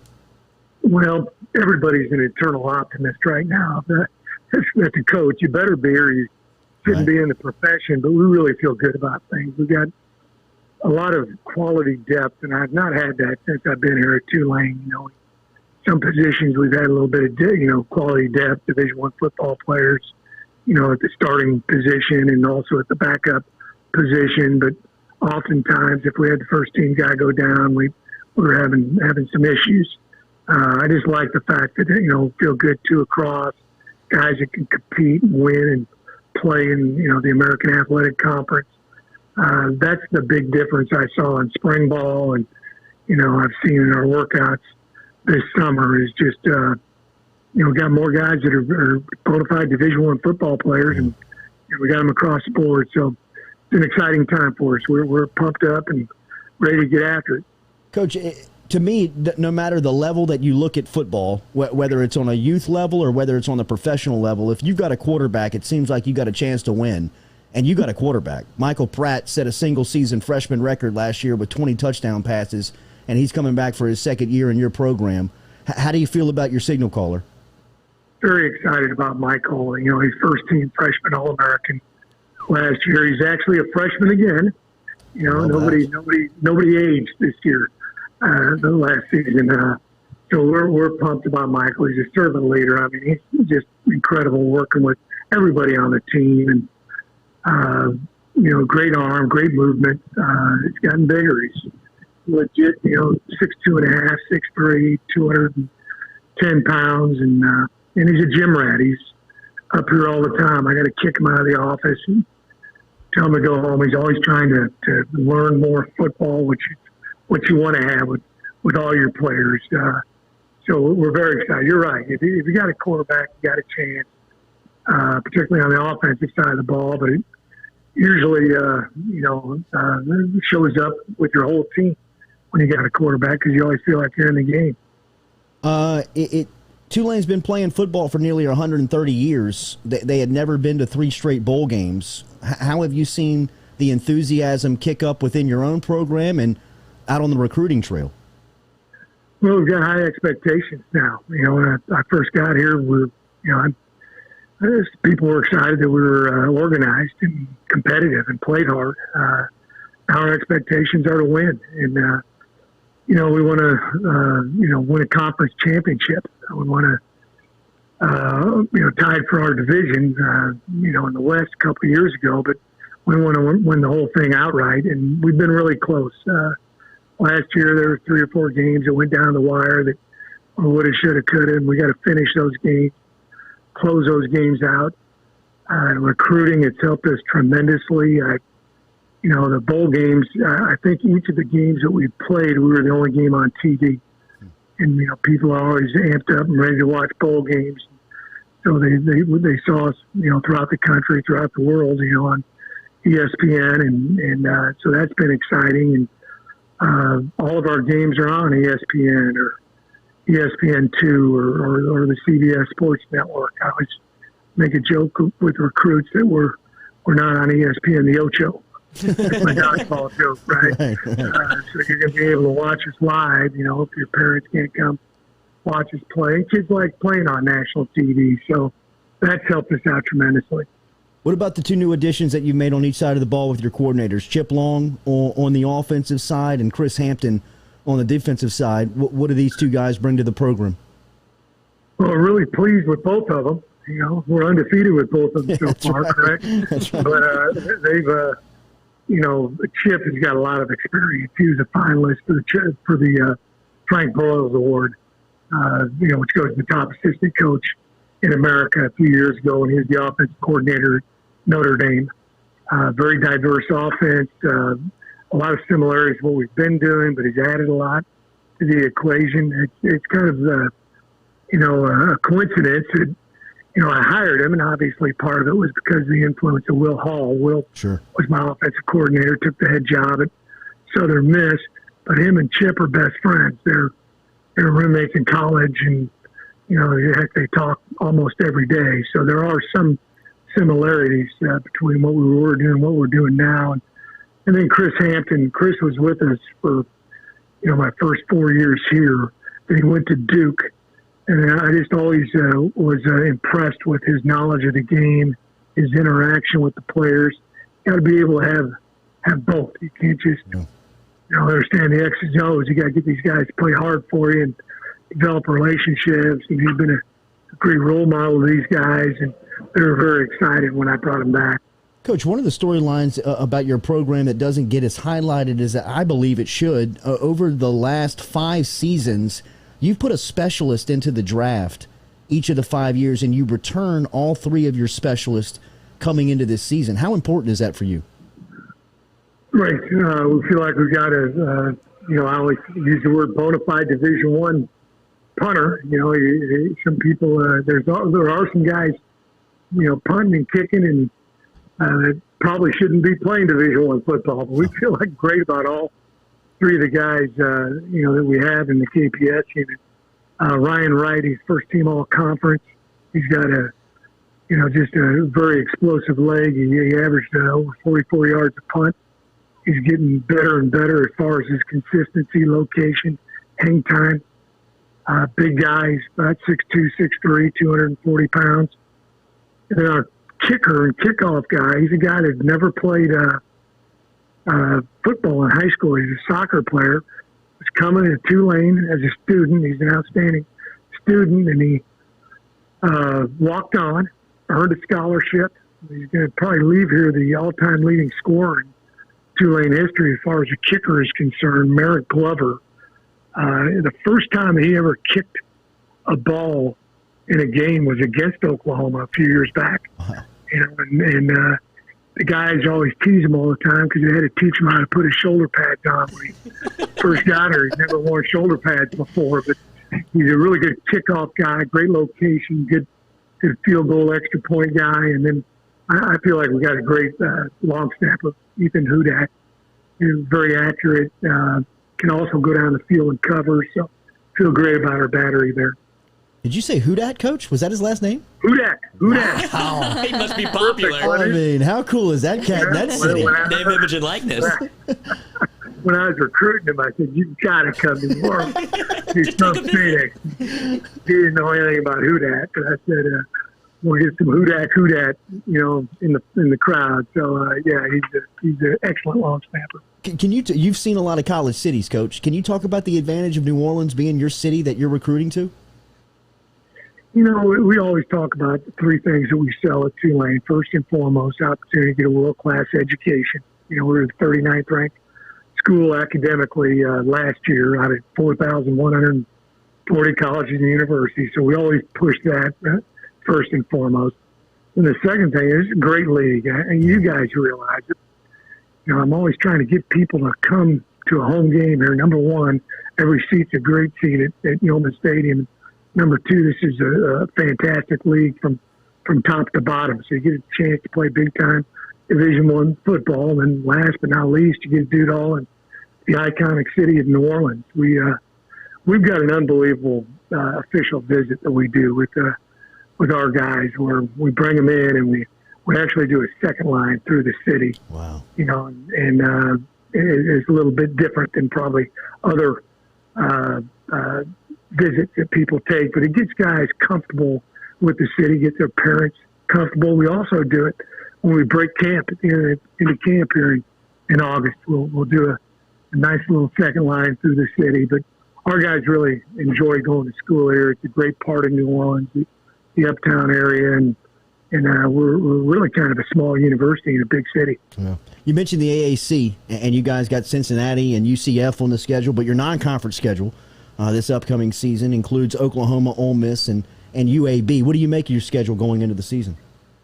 Well, we got a tough schedule. I think it came out the other day. We got the toughest schedule in at least preseason in the group of five. And we've also got the 20th toughest schedule in the country when you include everybody. So there's no doubt about it. This is a tough schedule. Oklahoma's going to, depending on what poll you look at, going to be 1, 2, or 3.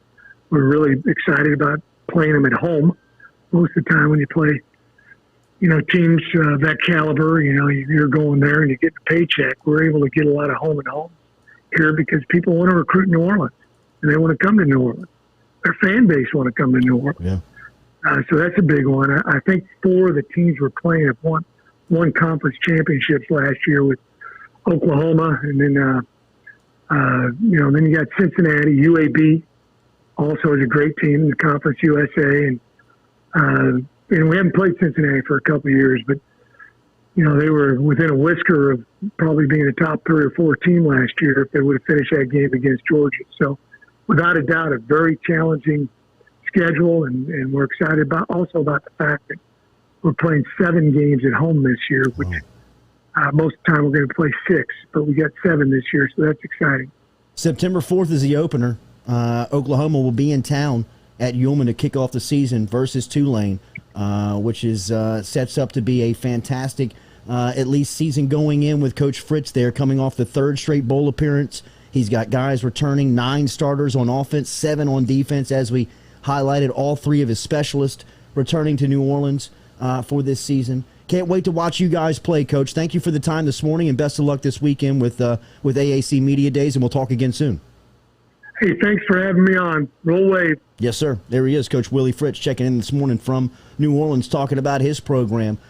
In my opinion, one of the most underrated, even though I hate to say underrated, because when jobs open up, his name is routinely brought up as possible replacements and fillers there. But I know that Tulane understands his value. There's too many people around Tulane, especially some of the boosters with the money, that have really stepped up and taken care of Fritz and taken care of his coaching staff and his facilities. And I think he's fantastic, man. I think the success speaks for itself. Yeah, really. and when that city wrapped its arms around you, it's hard to wiggle free. Yes, like, you feel very much indoctrinated into that culture. A second line as a recruit? What is that thing in at the boot? Wow. Like, what, you wake up. How many parents do you think they close? Oh, my goodness. You know what I mean? Like, how many parents are like, you're going here? Yeah. You know We what I set mean? you up a reservation You're at this coming, restaurant. You're coming here. You're Yes. going to school here. Hub International brings you the Jordy Culotta Show. Remember, we're going to get to Nathan Velasquez here in a couple of minutes here on the Jordy Culotta Show. The Supreme Court released an update ruling regarding the Affordable Health Care Act. How does that affect you as a business owner? The Affordable Health Care Act is here to stay. Have you addressed all of the requirements regarding your group health plan? If you have not and you have questions, let Scott Doherty over at Hub International Insurance help you out this morning. I can put you in touch with Scott and his crew. All you need to do is email me, jordy@jordyculotta.com. That's jordy@jordyculotta.com. Hub International Insurance is a fantastic supporter of our show. They're also the insurance agent for the New Orleans Pelicans, the New Orleans Saints, and the Jordy Culotta Show. Let them help you out today with the Affordable Health Care Act and any questions that you may have regarding that. All right, we'll close it out with Nathan Velasquez here next on the Jordy Culotta Show.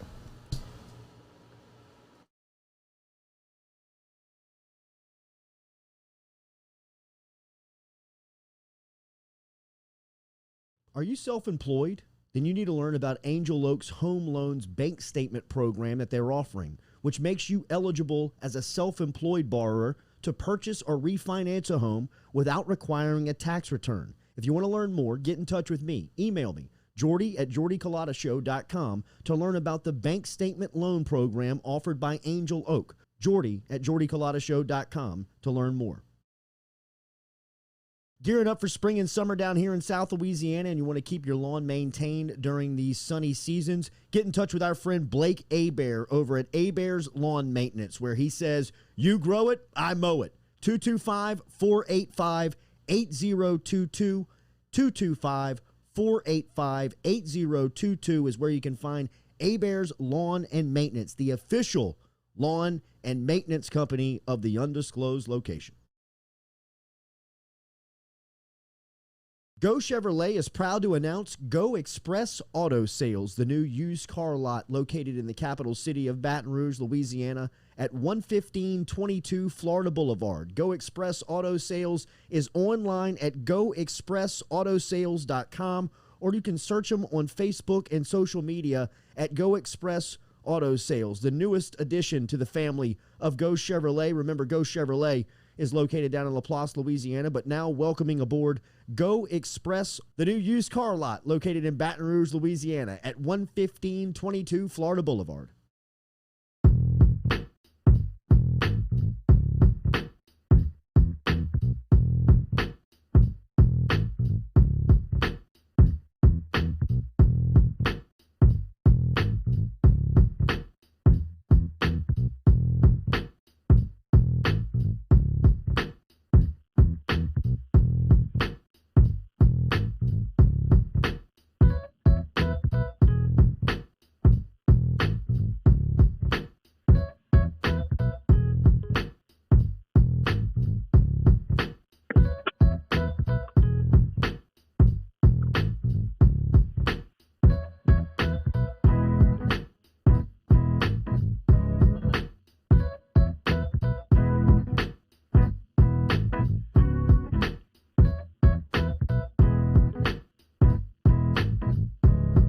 Welcome back in here to the Jordy Culotta Show, closing it out here on this Friday. Stop in and check out A-Bears today for lunch. Remember, you can stop in and see them on Jefferson Highway in the Bocage Shopping Center and out in Prairieville in the Dutchtown Shopping Center. If you're a decision maker, if you're a business owner, and you're thinking about what you're going to do for big events like holidays, gifts, people around the office that you may want to reward, think about A-Bears gift cards.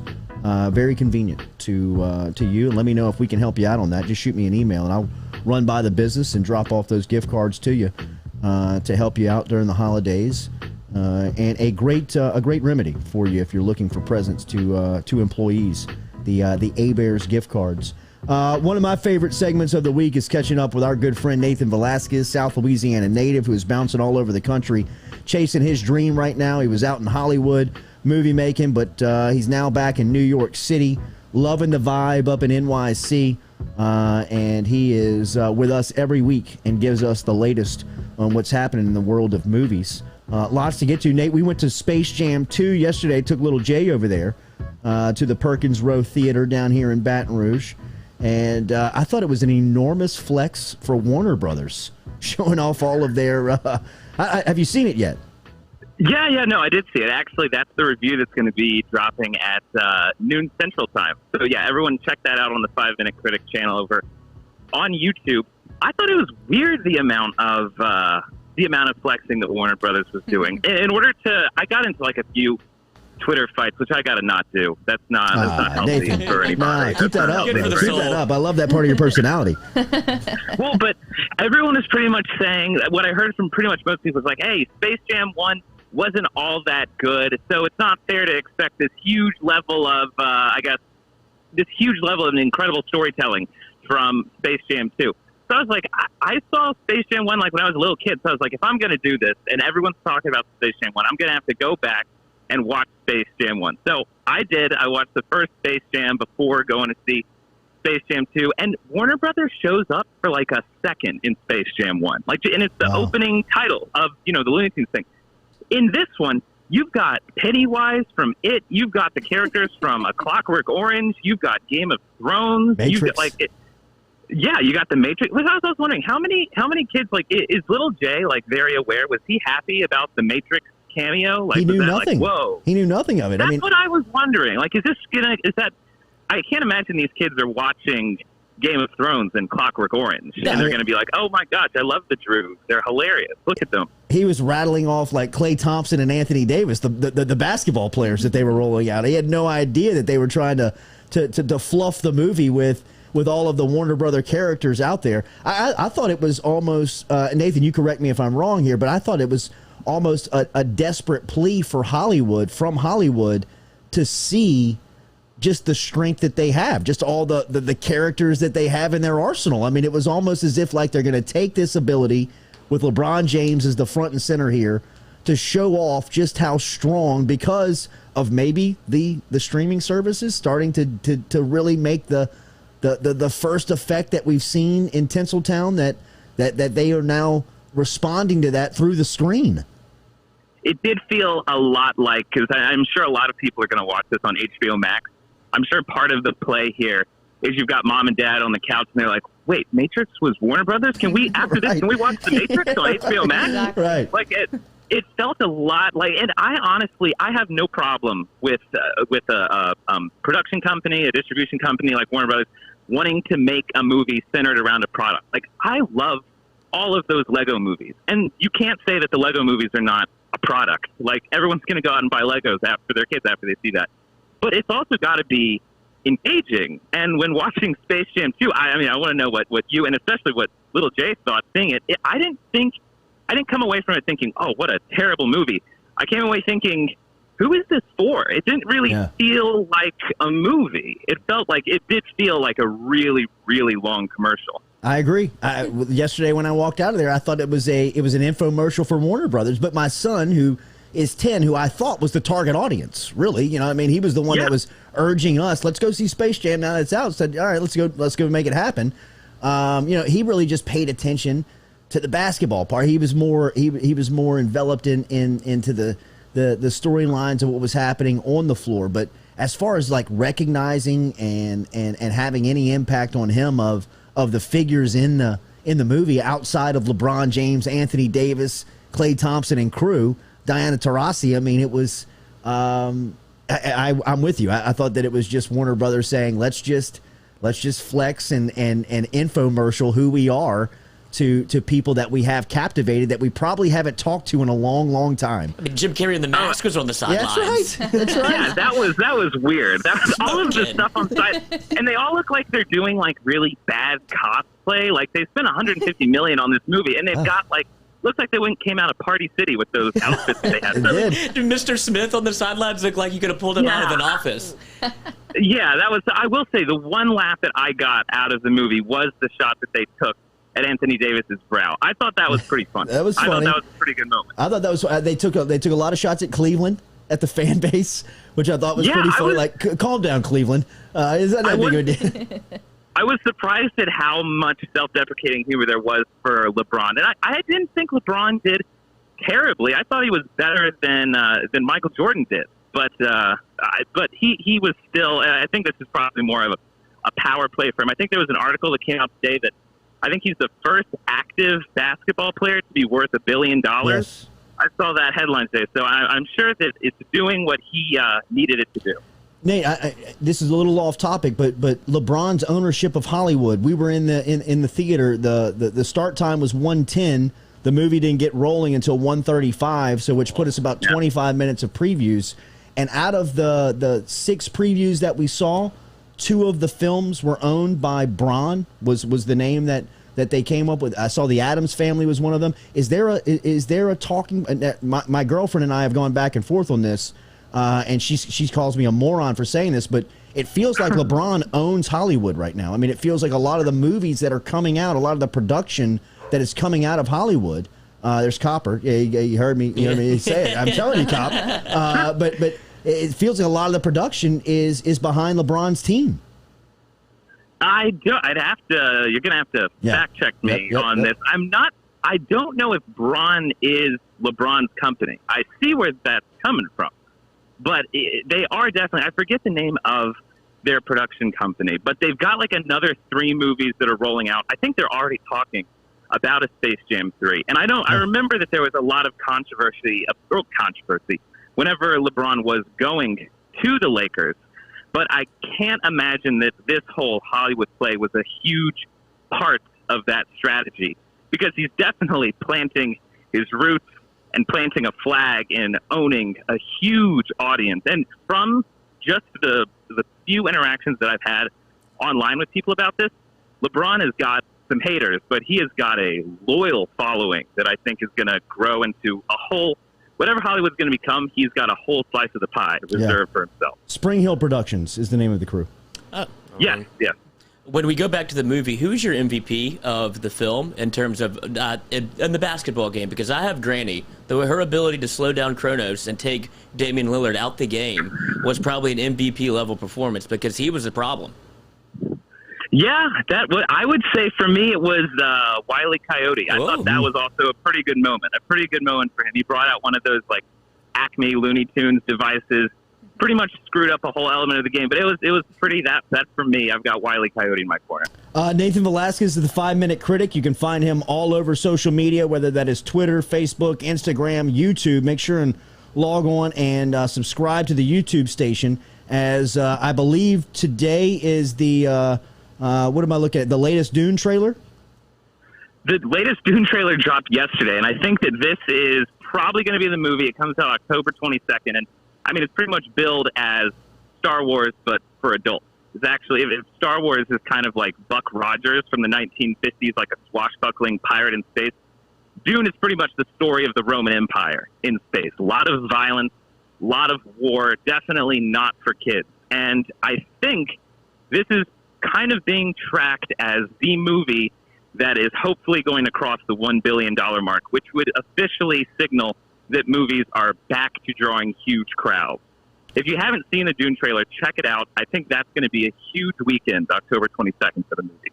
What happened in Cannes with Spike Lee?